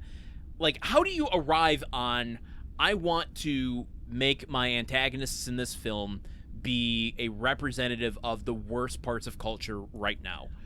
I think that maybe the idea there is that, okay, Jason Biggs' character is a loser because he doesn't fit in with this culture, and so much of the movie at first is, how am I going to fit in with this culture? And maybe the point of these guys is to show, hey, these guys are succeeding in this culture, that means this culture is bad, actually, and the fact that you can't fit into this culture, which you view as a weakness, is actually your great strength. Do you feel like it succeeds at that? Oh no, heavens no, not at all. Oh heavens no. Well, I struggle with this in horror films of this era as well, where I can't pin it entirely on him, even though I want to. There is a trend of when the Weinsteins started to get into horror, where it suddenly became incredibly misogynistic, and it started to become like, we want the teenagers. You know, in the early days of the Jason movies, not the Jason Biggs movies, but the Jason Friday the 13th movies, they were like real teens. They were real kids out there, you know, bubbling and having a good time. Bubbling. I don't know what that means. But you know those kids. They get the bubbles from the store. They're blowing bubbles all over the place. They got their milkshakes. They're blowing bubbles in them. They're blowing bubbles in their milk. Anyway, they're out there frolicking, having a good time, and being teens, and the fear comes from, like, this can happen to anyone. These are just, no one was asking for this. By the new millennia, you've got just a slew of awful characters who are shitty to each other, and the idea has morphed into this, isn't it going to be fun to watch them massacred? Yeah. And it is some of my least favorite types of horror to watch. I can't stand slashers from this era for that reason. And I don't understand the inclination behind it. It's like, don't you want us to like enjoy being, you know, enduring your movie? Like, why are you making this an assault on me? Yeah. I mean, it's one thing to have antagonists, and it's another thing to have everybody in the movie be horrible except for the main character, who is just constantly at the whim of these horrible people. Horrible at level 11. Yes. That's what I don't understand. Like, with no gradient to them at all. Yes, these are the most one-dimensional characters in a movie of one-dimensional characters. Pure evil. Let's talk about why. The things... All right. Okay. Here's just a quick laundry list to set us up for the party and just kind of getting us into, like, the explicit nature. And I'm not going to... I'm going to censor myself here because I don't even feel comfortable saying these words. But here's a laundry list. We get them saying the R word while looking at their psychology book and making fun of autism. Characters saying that's so gay. There's men calling other men bitches. There's men calling women bitches. Don't hit my bitch. Are you hitting my bitch? There is the nice guys finish last culture. And then, of course, the entire being of these characters hinges on them perpetuating date rape culture. Yes. So we get to this point in the movie. Jason Biggs is living in the veterinary clinic, and his ex-roommates they want to throw a new party. They find out they can't do it on campus because they're checking bags coming into and out of the dorms now, so they need an off-campus space.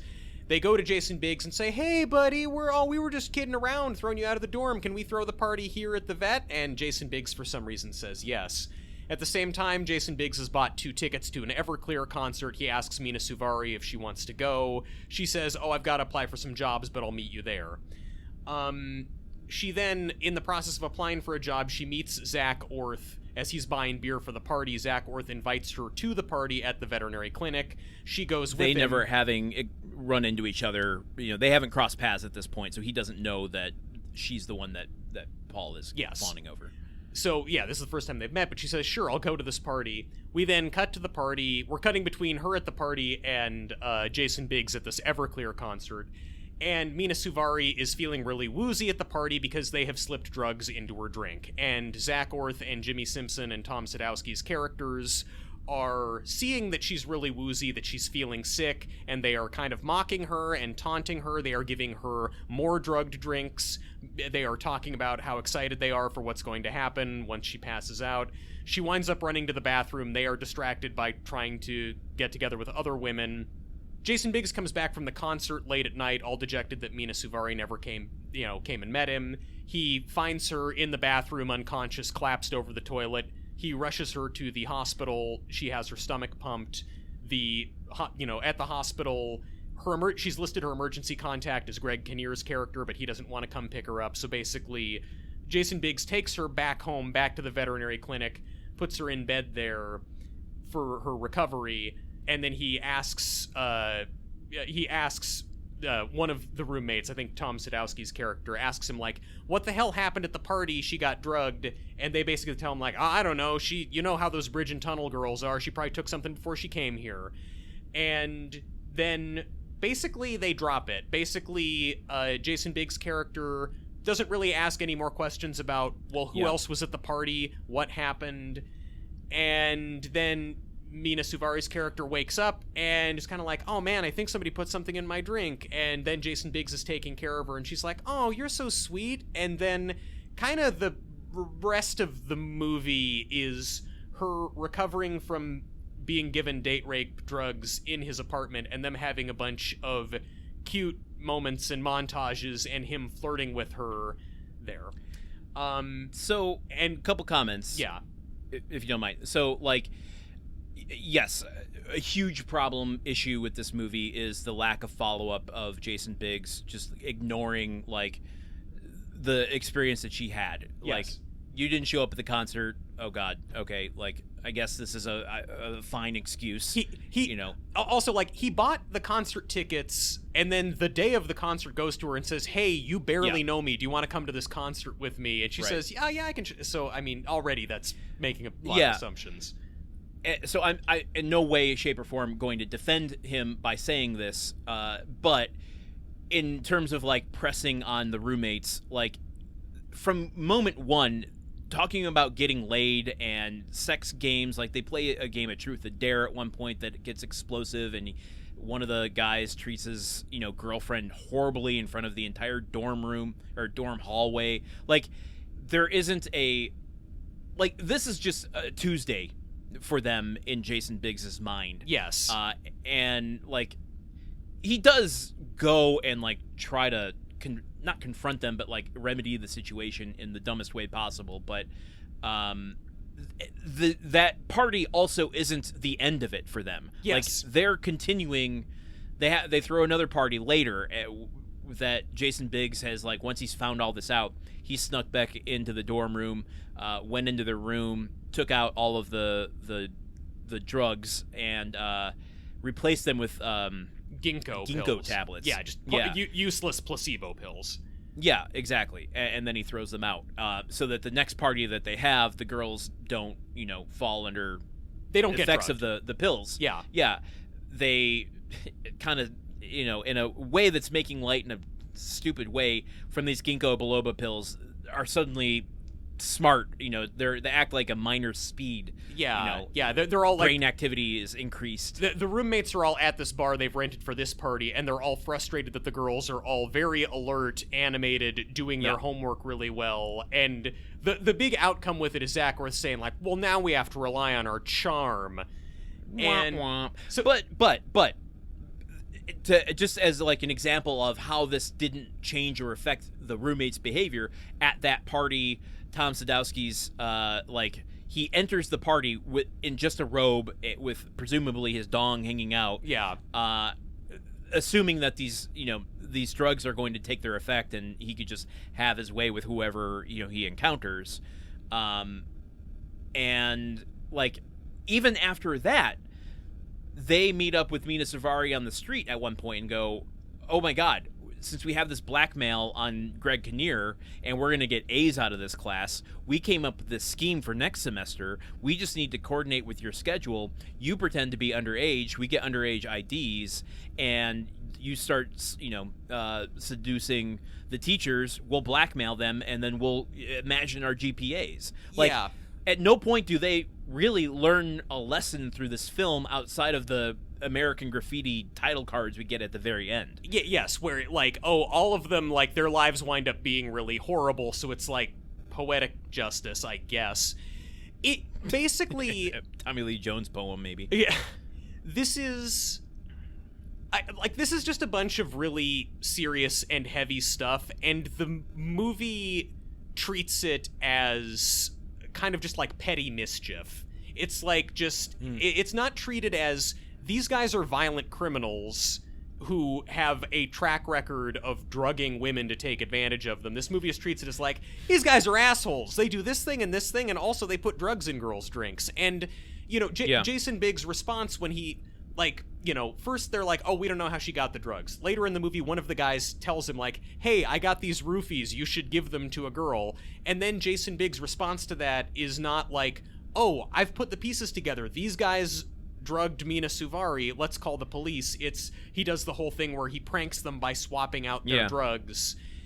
So the movie does not give these guys' actions the weight of these are actual serious crimes. It treats it as just hijinks and mischief, and it's gross. I'm not letting it off the hook because of this.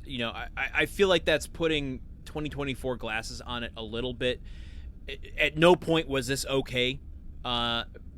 It's part of what this film made me depressed about, was having to think back and confront that culture that allowed this to be treated so glibly. Yes. Because if you watch, a lot of these movies from this time, American Pie is not exempt, where the cavalier nature of how toxically distorted the view was of how to get laid or, start a relationship with someone was just so ingrained in the culture that it would be, I don't want to say unfair, but just like, I don't feel like it would have entered anyone's mind to treat it with like criminal lenses the way that we would now. Yeah, which is... And I'm not forgiving it for that. No, I'm just kind of acknowledging that that's the world we lived in, and I hate that I lived through that and, engaged with it on some level. Yeah. I think it's just... seeing how casually it's treated in this movie, I think really kind of shook both of us to various levels, that it was like something that's so clearly wrong that at that point in time was a punchline. Like, the movie's not saying that it's good, it's just like the movie's also not saying it's a super big deal. And here's the other thing that really kind of like here's the other thing about it that I think really compromises the movie for me, is that this awful thing happens to Mena Suvari, and then she's in Jason Biggs' apartment for a few days of really sweet, they're taking care of the animals together, we're doing surgery on a kitten together, we're gonna go to a museum, and we're gonna rent a movie and get a pizza and all this stuff. And they're getting closer, and like from the minute that she wakes up, she's saying like, "Oh, why are you so sweet? You're being so nice." And like he's saying like, "Oh, and at the hospital they gave me these pills. Oh, they're charcoal? Yeah, so I can start a fire in your heart." And he's like being kind of flirty with her. It's just that at the outset of this movie, Mena Suvari is in a relationship with Greg Kinnear that's built on a fucked up power dynamic. And then, as a result of being assaulted at a party, she then winds up in a different relationship built on a fucked up power dynamic. But the movie wants us to think that one is cute and funny because the guy in it is nice. And again, views on stuff have changed. It just is sort of icky to have that sold as like the happy ending to the movie. Yeah. I don't have any... Okay, I just want to go into this for a real brief second. I don't have any indication, and I'm not going to speculate on anything here, but I feel like there's an untold story about the making of this movie, where when you look at Amy Heckerling's other movies, particularly Fast Times at Ridgemont High... Yes.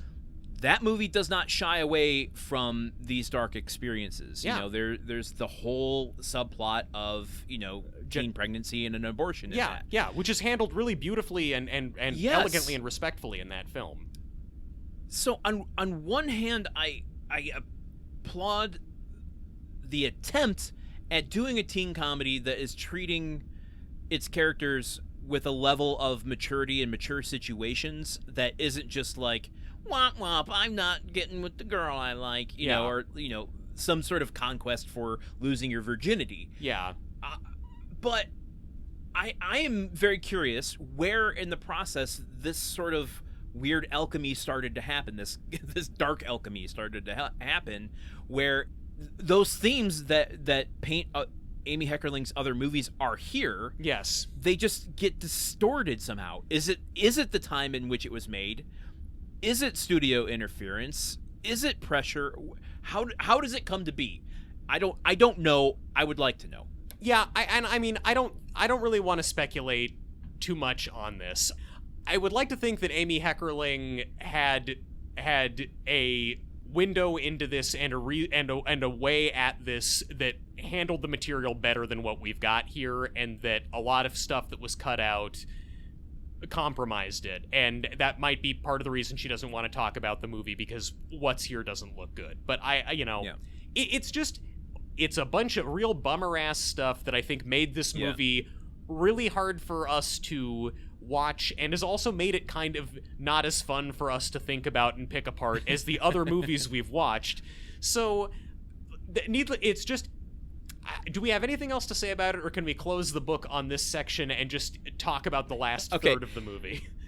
I'm going to get us out of it. I told you I had a bookend. Great. I need to talk about the music in this movie.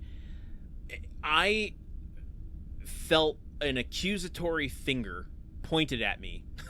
I know I've used similar metaphors in this episode already, but like the music in particular, I feel just like stripped down and thrown into a classroom naked. You're like Tom Sadoski in the bar, basically.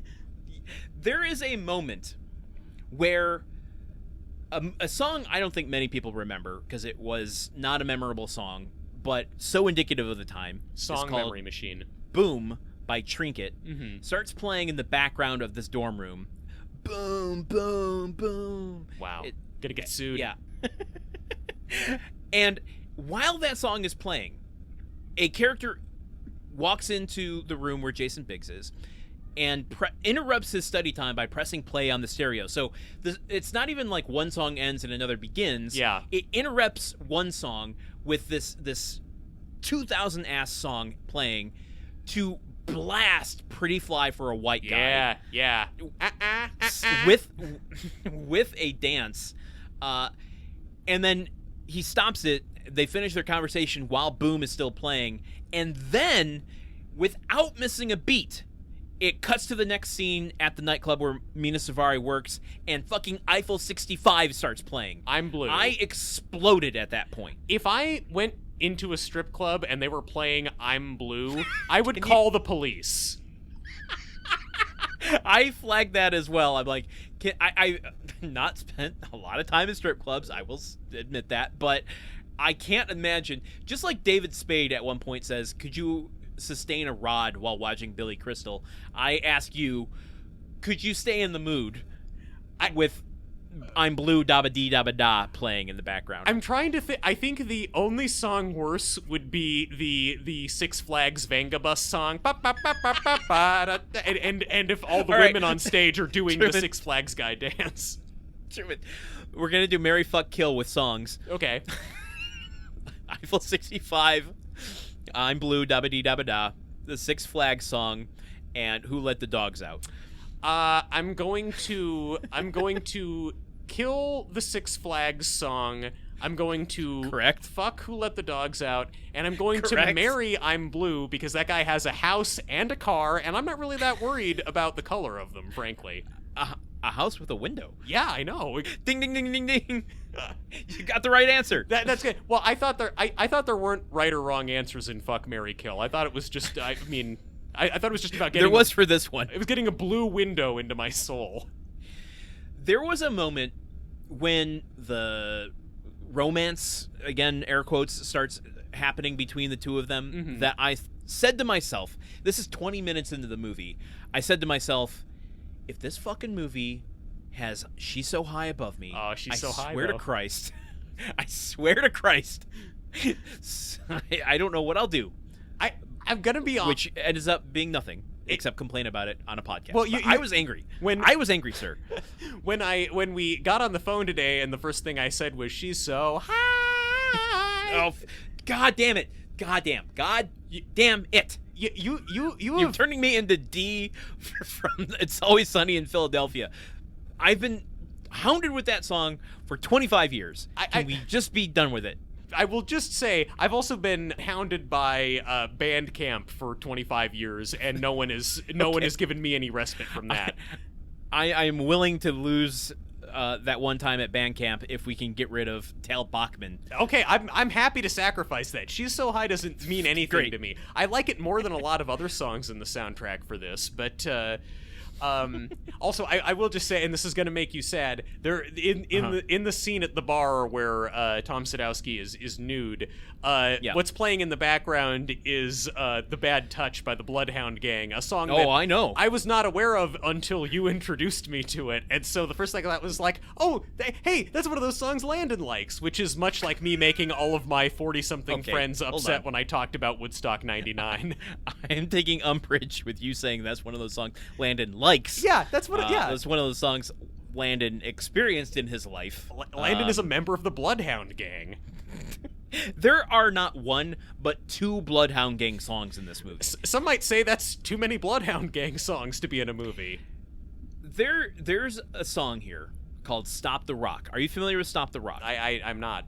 It's by Apollo 440, and if you have a I just realized I'm going into a Jeff Fox. If you put Stop the Rock by Apollo 440 in your movie's going to be forgotten. If you're doing it like they do on the Discovery Channel, you might be in the Bloodhound Gang. If you put Foo Fighters' Aurora in your film, it might be from the 2000s. I can't handle the level of 2000s that this soundtrack is. Yeah. I wanted to, like, in a very masochistic way, an experiment. I put all of the songs that appear, whether 1 second or fully formed, in this movie into a playlist, and I've been listening to it for 2 weeks now. Why would you do that? Why would you do that? Because I felt like I needed to cleanse myself from something. The podcast is not that important, dude. You didn't gain anything from doing that. I will say, hey, it connected me with one band that I had forgotten about that I think is kind of overlooked, which is Fastball. Fastball, they had a really killer first album. It's, soft VH1 rock, but they use it, and they use it in a pretty good moment. 1 point for them. Oh. This also has What's My Age Again by Blink-182. Yeah. So, yeah. Is that a good thing to have a Blink-182 song? I don't know.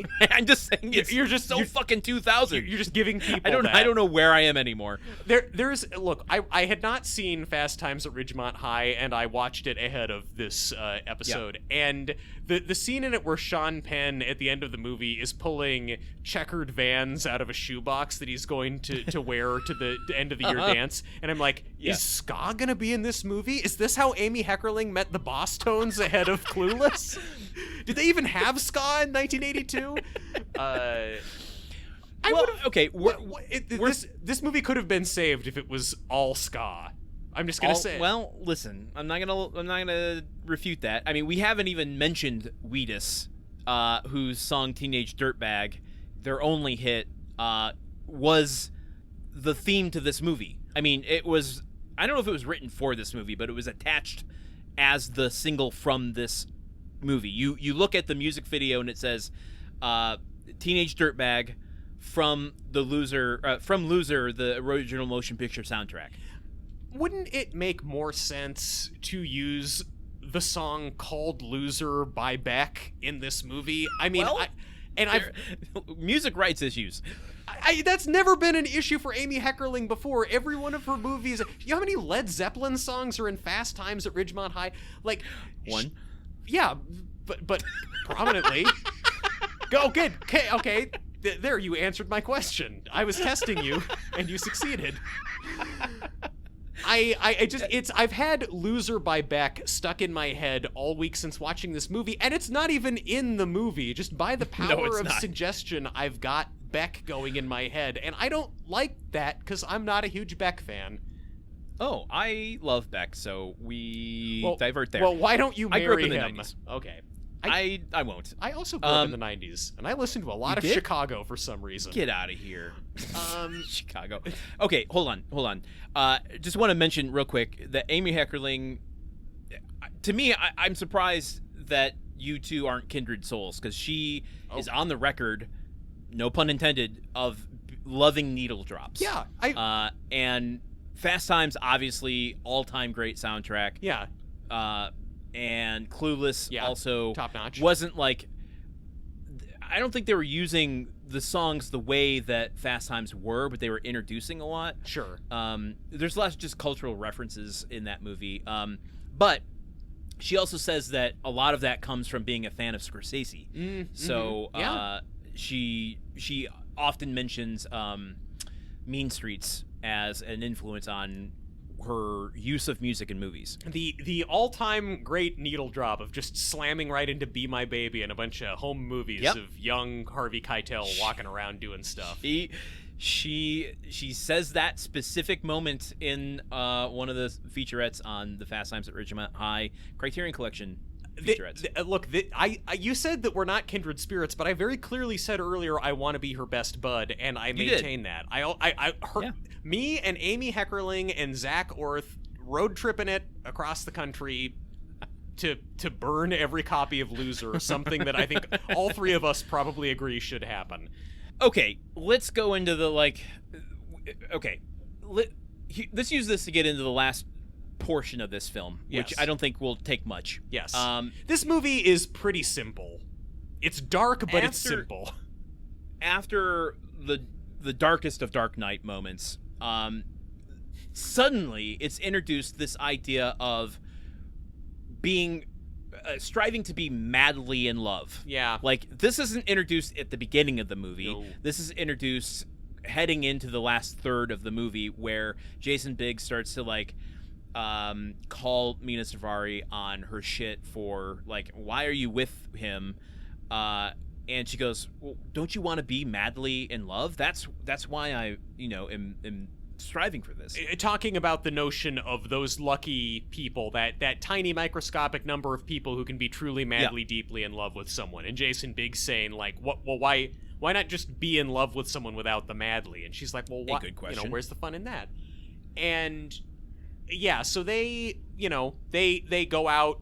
They're basically Ozzy and Harriet. They're taking care of animals. They're going out to the museum, and they sneak into Cabaret, and we get a brief musical number where we've got Alan Cumming up front as the MC in Cabaret.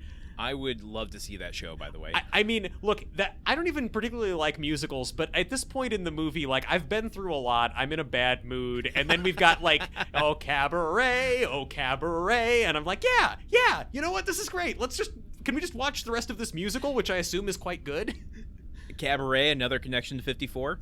Man, there's something about being influenced by Cabaret that just gets your late 90s, early 2000s movie chopped up by forces unknown. I love your causation principles. We have to investigate these Cabaret people. But so, so things are going really well. They're getting closer and closer. He goes to a video. This is okay. We've kind of alluded to enough of the details of what happens. They have this date at the museum with the bread, with the play.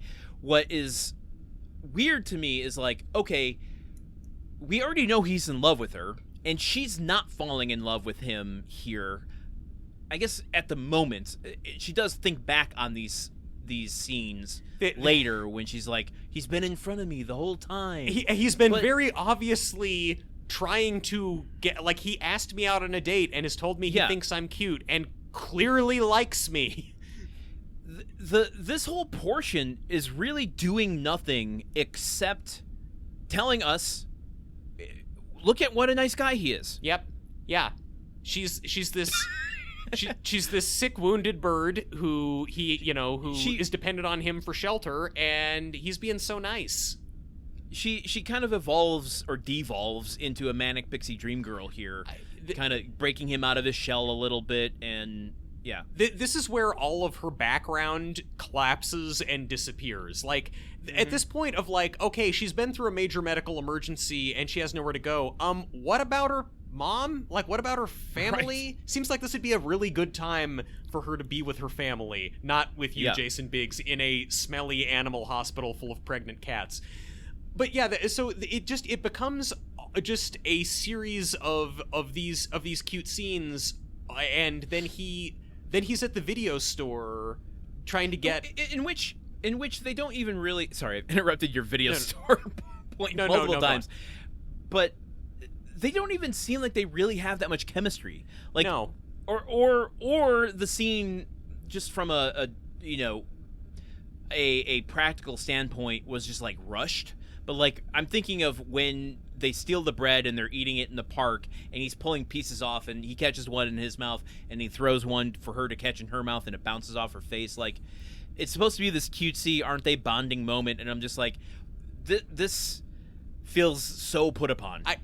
Nothing about this feels natural. No. I don't feel their chemistry. No chemistry here. This just is not working here. It just does not. Yeah, none of this stuff is really popping in any of these scenes, but he's being nice, so obviously he's being incredibly nice, but so eventually he goes to the video store, he gets a pizza, and he goes to the video store to rent a movie. He's asking for suggestions from cameo appearance David Spade. Why he's got a pizza? What movie would go better with a pizza than Don Juan DeMarco? Why don't they recommend that? The most romantic movie of all time. But no, instead it's recommended that he gets I'm Simon Birch. Simon Birch. Which they can name drop by its name, but they have to blur the cover out. It's so wild. He's holding it up. The whole scene is about the movie Simon Birch, but they can't show you the cover of the movie Simon Birch.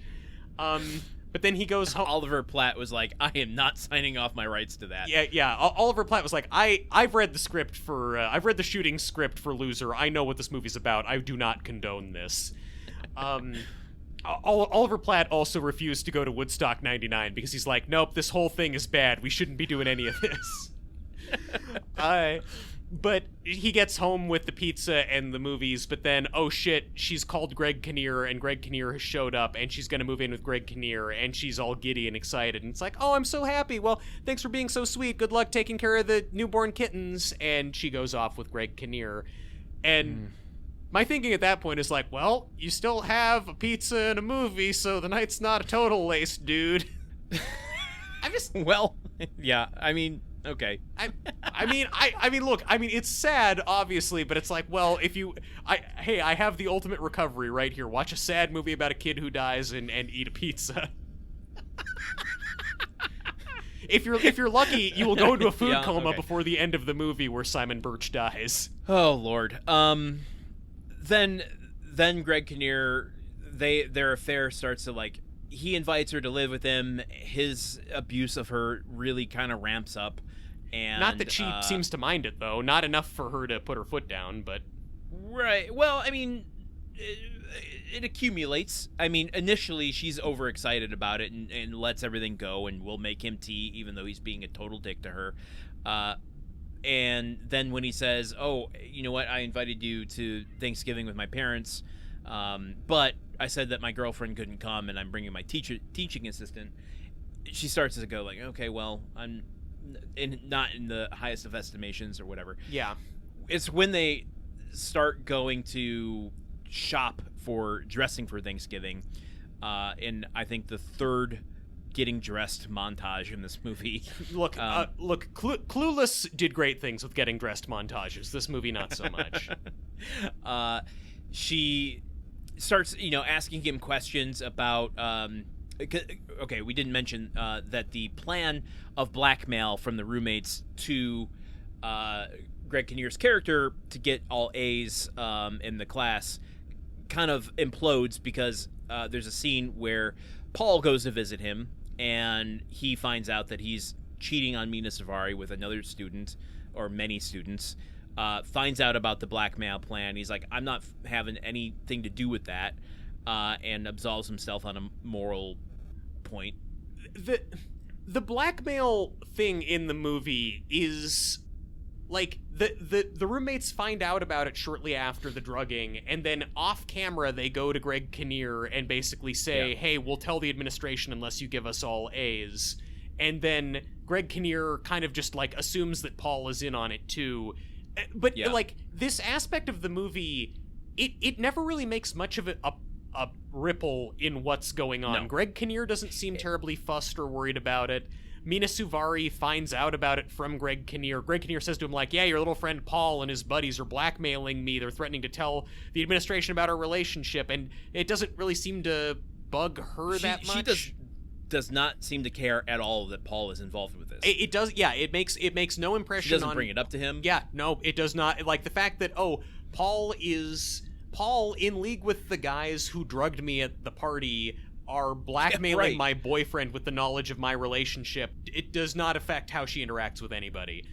And but then at the end of the movie, they're at the store and Greg Kinnear is getting dressed and he, for no particular reason, mentions to her like, "Oh yeah, it turns out Paul actually wasn't involved with the blackmail. He took this big moral stand and told me to go fuck off or whatever. Oh, what an idiot. I'm going to flunk him out of the class."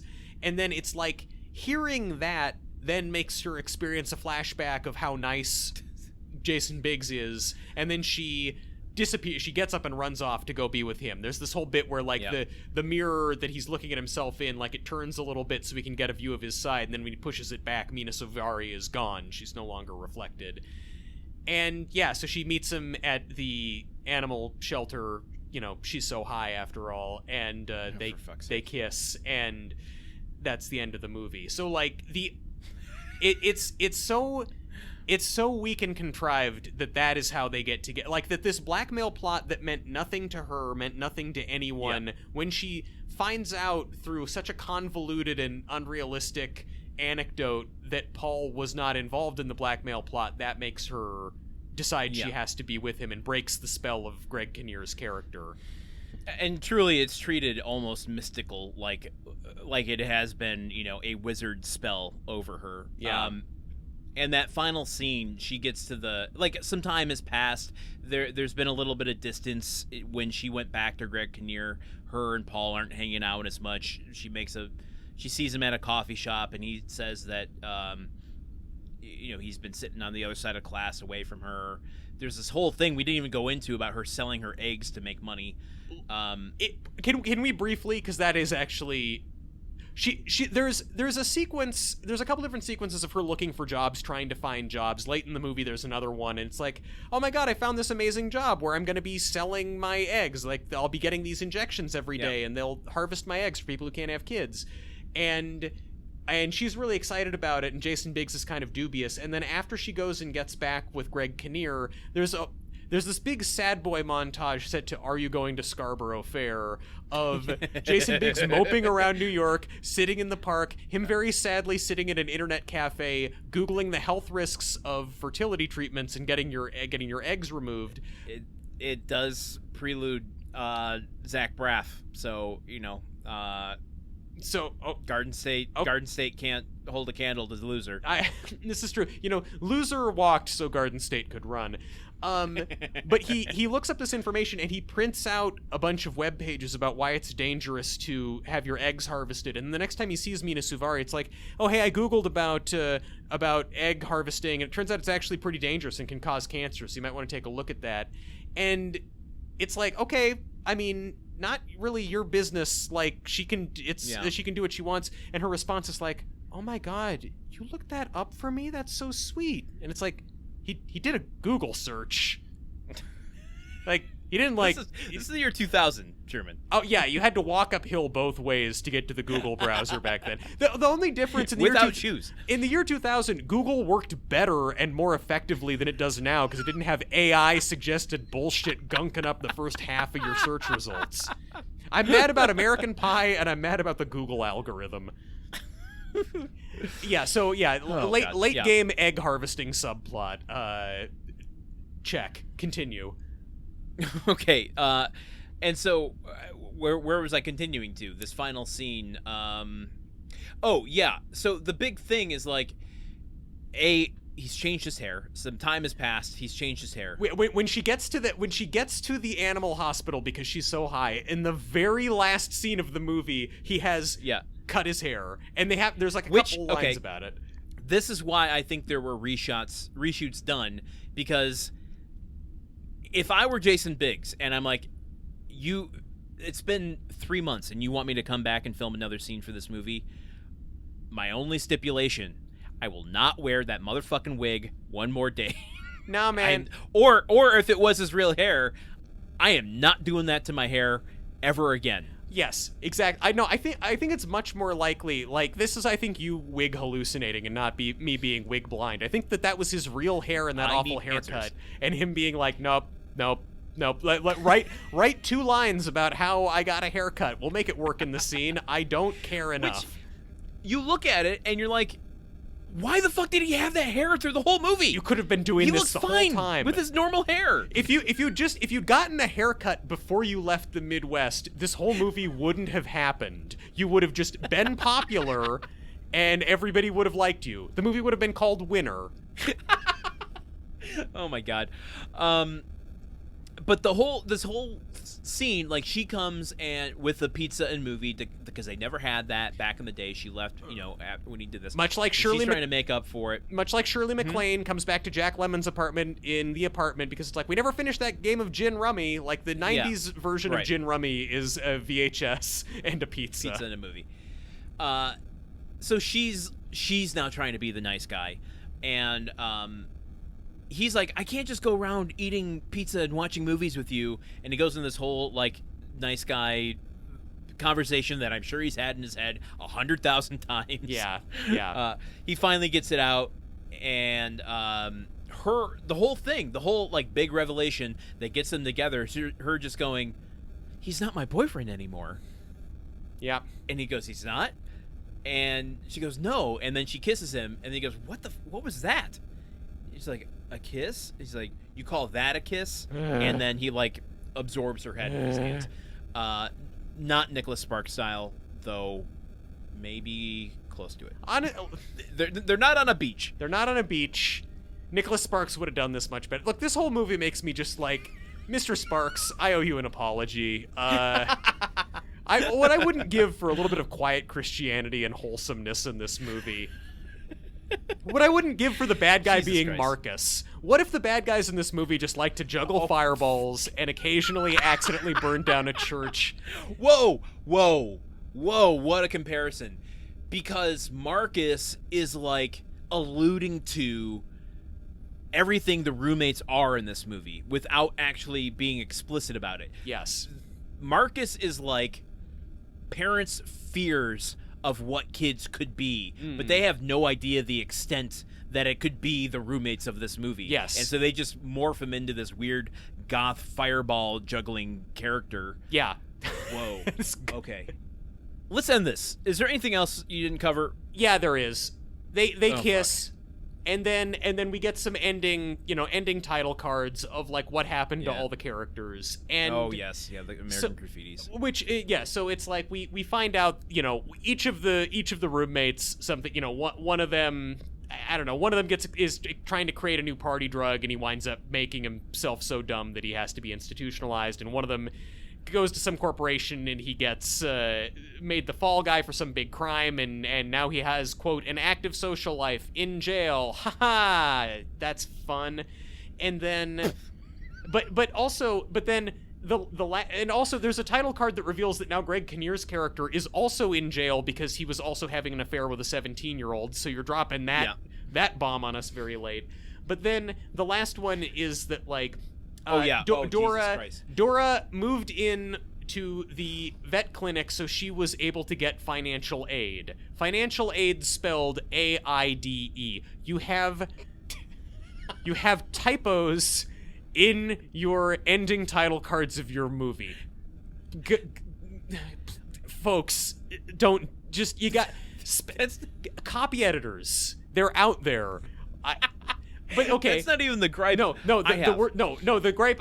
She got financial aid, so she doesn't have to sell her eggs. ... Paul has dibs on them. Fuck you. Oh my God, movie. I'm Gross. so mad at you. Movie, sit in the corner. Don't come out until I say. Gross. They have known each other for the space of like 2 weeks. This is like 2 months into the first semester at college, basically. I would say it's a semester, because it goes to the final exam. I guess it does. The passage of time in this movie is very, like, the first hour and 10 minutes of this movie takes place over like 10 days, and then the last 20 minutes takes place over ... 4 months. It's when those movies like Flash Gordon end with the title card that says "The End?" ? That's when this film takes place. Paul has dibs on them ? Look, we've talked a lot about problematic male behavior. I'm just going to say, dudes, you never have dibs on a lady's eggs, and thinking about it that way is weird. If you think you have dibs on a lady's eggs, you might be J.D. Vance.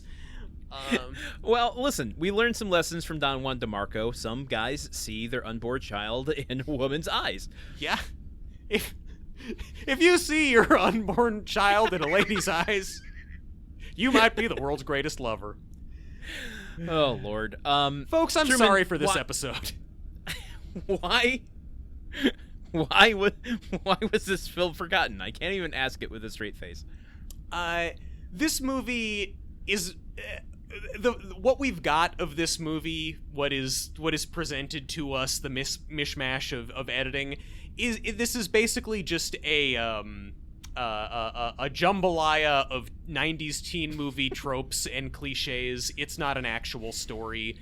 It's not really clear what this movie is about. The first time you watch it, you keep thinking like, oh, okay, so the movie's about this guy living in a vet clinic, and it's the wacky stuff that, oh, okay, not really. Okay, well, it's about him being tormented by his roommates. Okay, it's, oh, not really. Oh, well, okay, it's about Mena Suvari trying to, like, get the paperwork and like, get emancipated from her parents so she can, like, put her life together and figure things out. Oh, not really.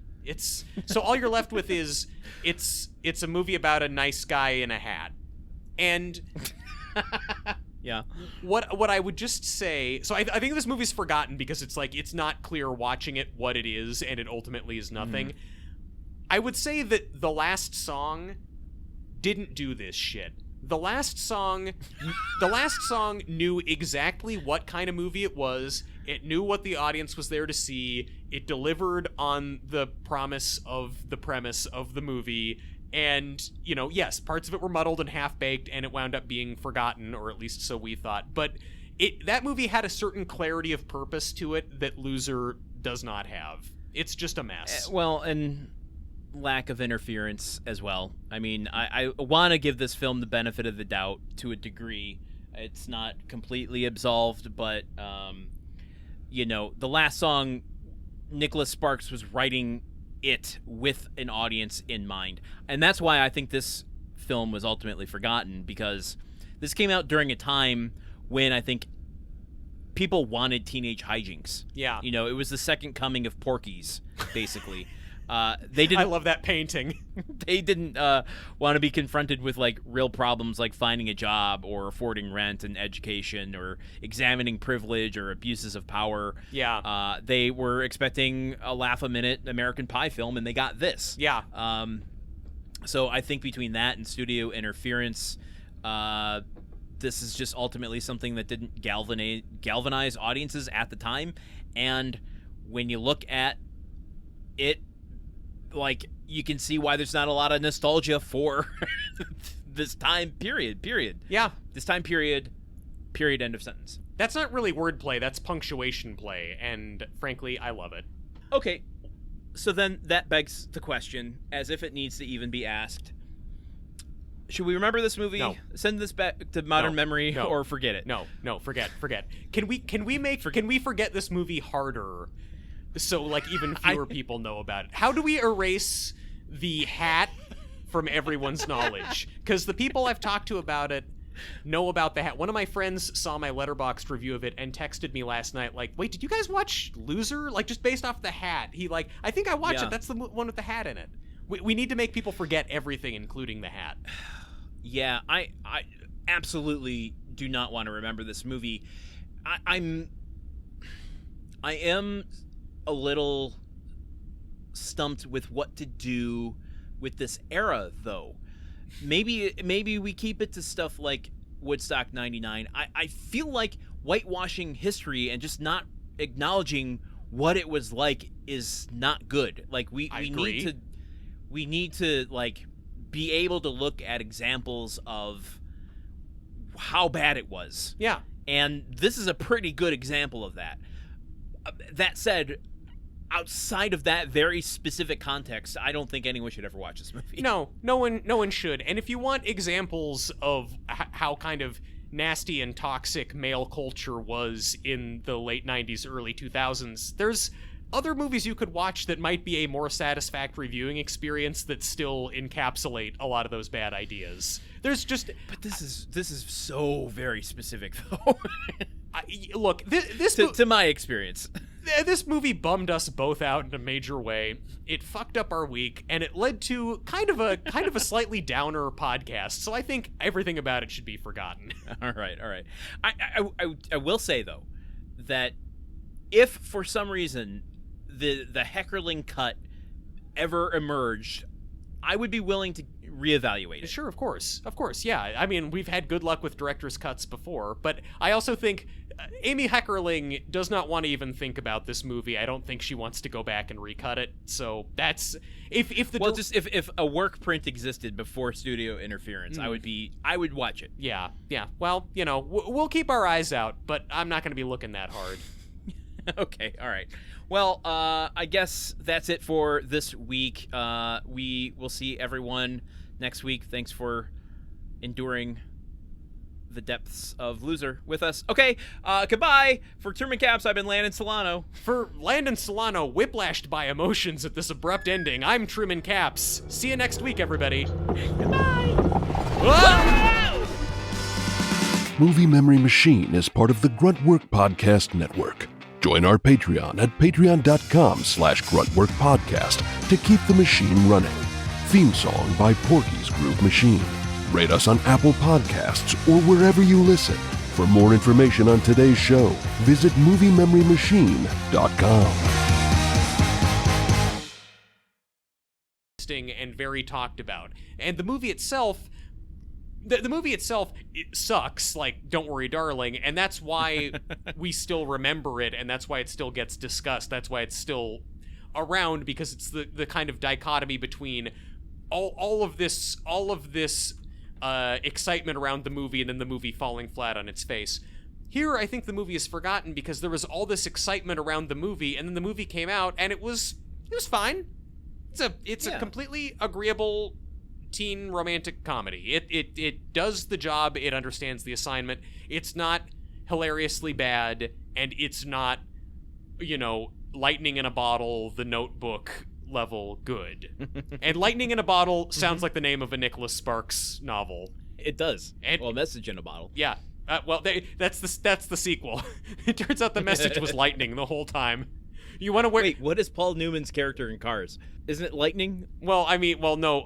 Owen Wilson's character is lightning. I didn't even realize Paul Newman was in Cars. Oh, okay. Who does Paul Newman play in Cars? He plays the like old wise previous sports car dude. Oh, wow, that's fitting, I suppose. And you went into your Owen Wilson impression. Wow. Wow, I'm gonna remember this night forever. Wow. For the reasons you stated, I want to check myself at the door and say I'm not sure this movie is forgotten. Yeah. There might be an error in the database giving us to this.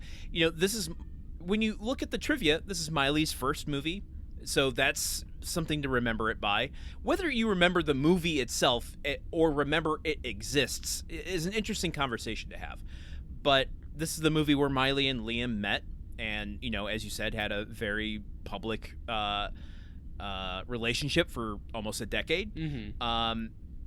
I think I would like to check in with a Nicholas Sparks fan to see, how is this film regarded amongst people in the Sparks-averse, Yeah. It might just be that this is just not our, in our ballpark to remember. And I pulled some data here that I want to just look at real quick. Okay. On Letterboxd, you can see how many people have logged the films that we've watched. And so I pulled the numbers for how many people have watched all of the films we've done this season so far. Yeah. Just as a comparison. Okay, so Operation Fortune, 105,000 people have logged that. Okay. Interesting. Life or Something Like It, 20,000. Big difference. Yes. Tarzan, 164,000. Okay. That's a lot. 54, 22,000. Barnyard, 127,000. This is We're weird. Like going back and forth and back and forth. Yeah, it's like every movie winds up at number 4, and every forgotten film is either 120,000 or 20,000. Poltergeist, 84. Simone, 26. Hope Springs, 25. Money Monster, 76. Reminiscence, 77. Don Juan DeMarco, 25.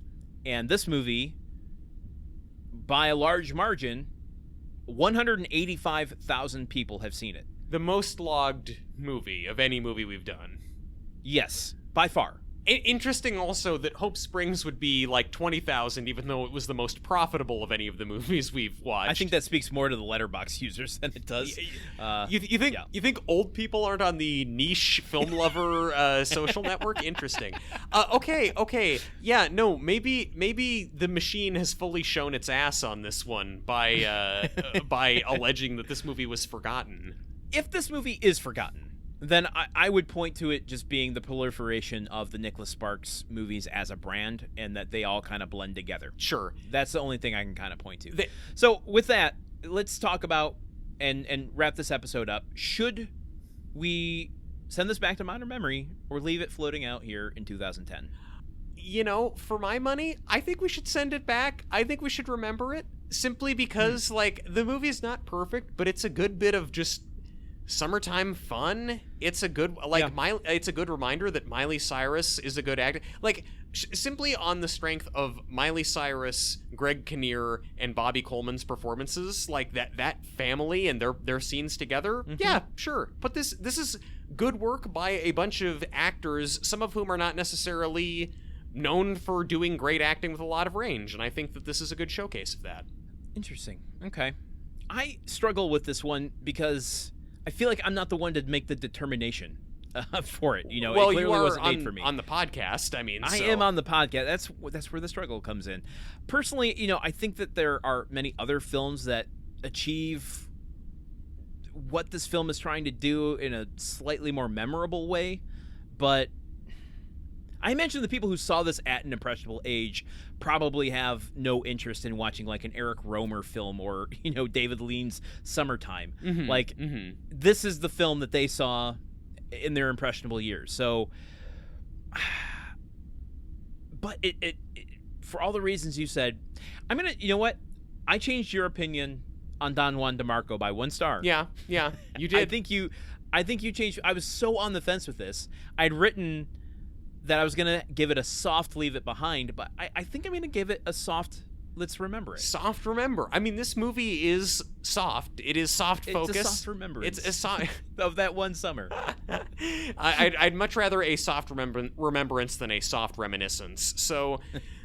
Yeah, I mean, so yeah, we're sending it back, everybody. Get ready to we're sending the movie that a lot of people seem to remember anyway back to modern memory. Is this just? I feel like we're cheating. Is this just to cover our asses? Like, oh yeah, the only reason you remember it is because what we did in the machine. Yeah, it was totally us. This is only the second movie of the season that we've sent back together. The other one being Simone. So, let's get the ceremonial transporter out and get ready to send this from 2010 to 2024. A ceremonial transporter to remember. Let's do it. Okay, well, I guess until next week, that is all we have to say about the last song. It's not the last word on the last song. No, heavens no. No. Mini transmission coming at you next week.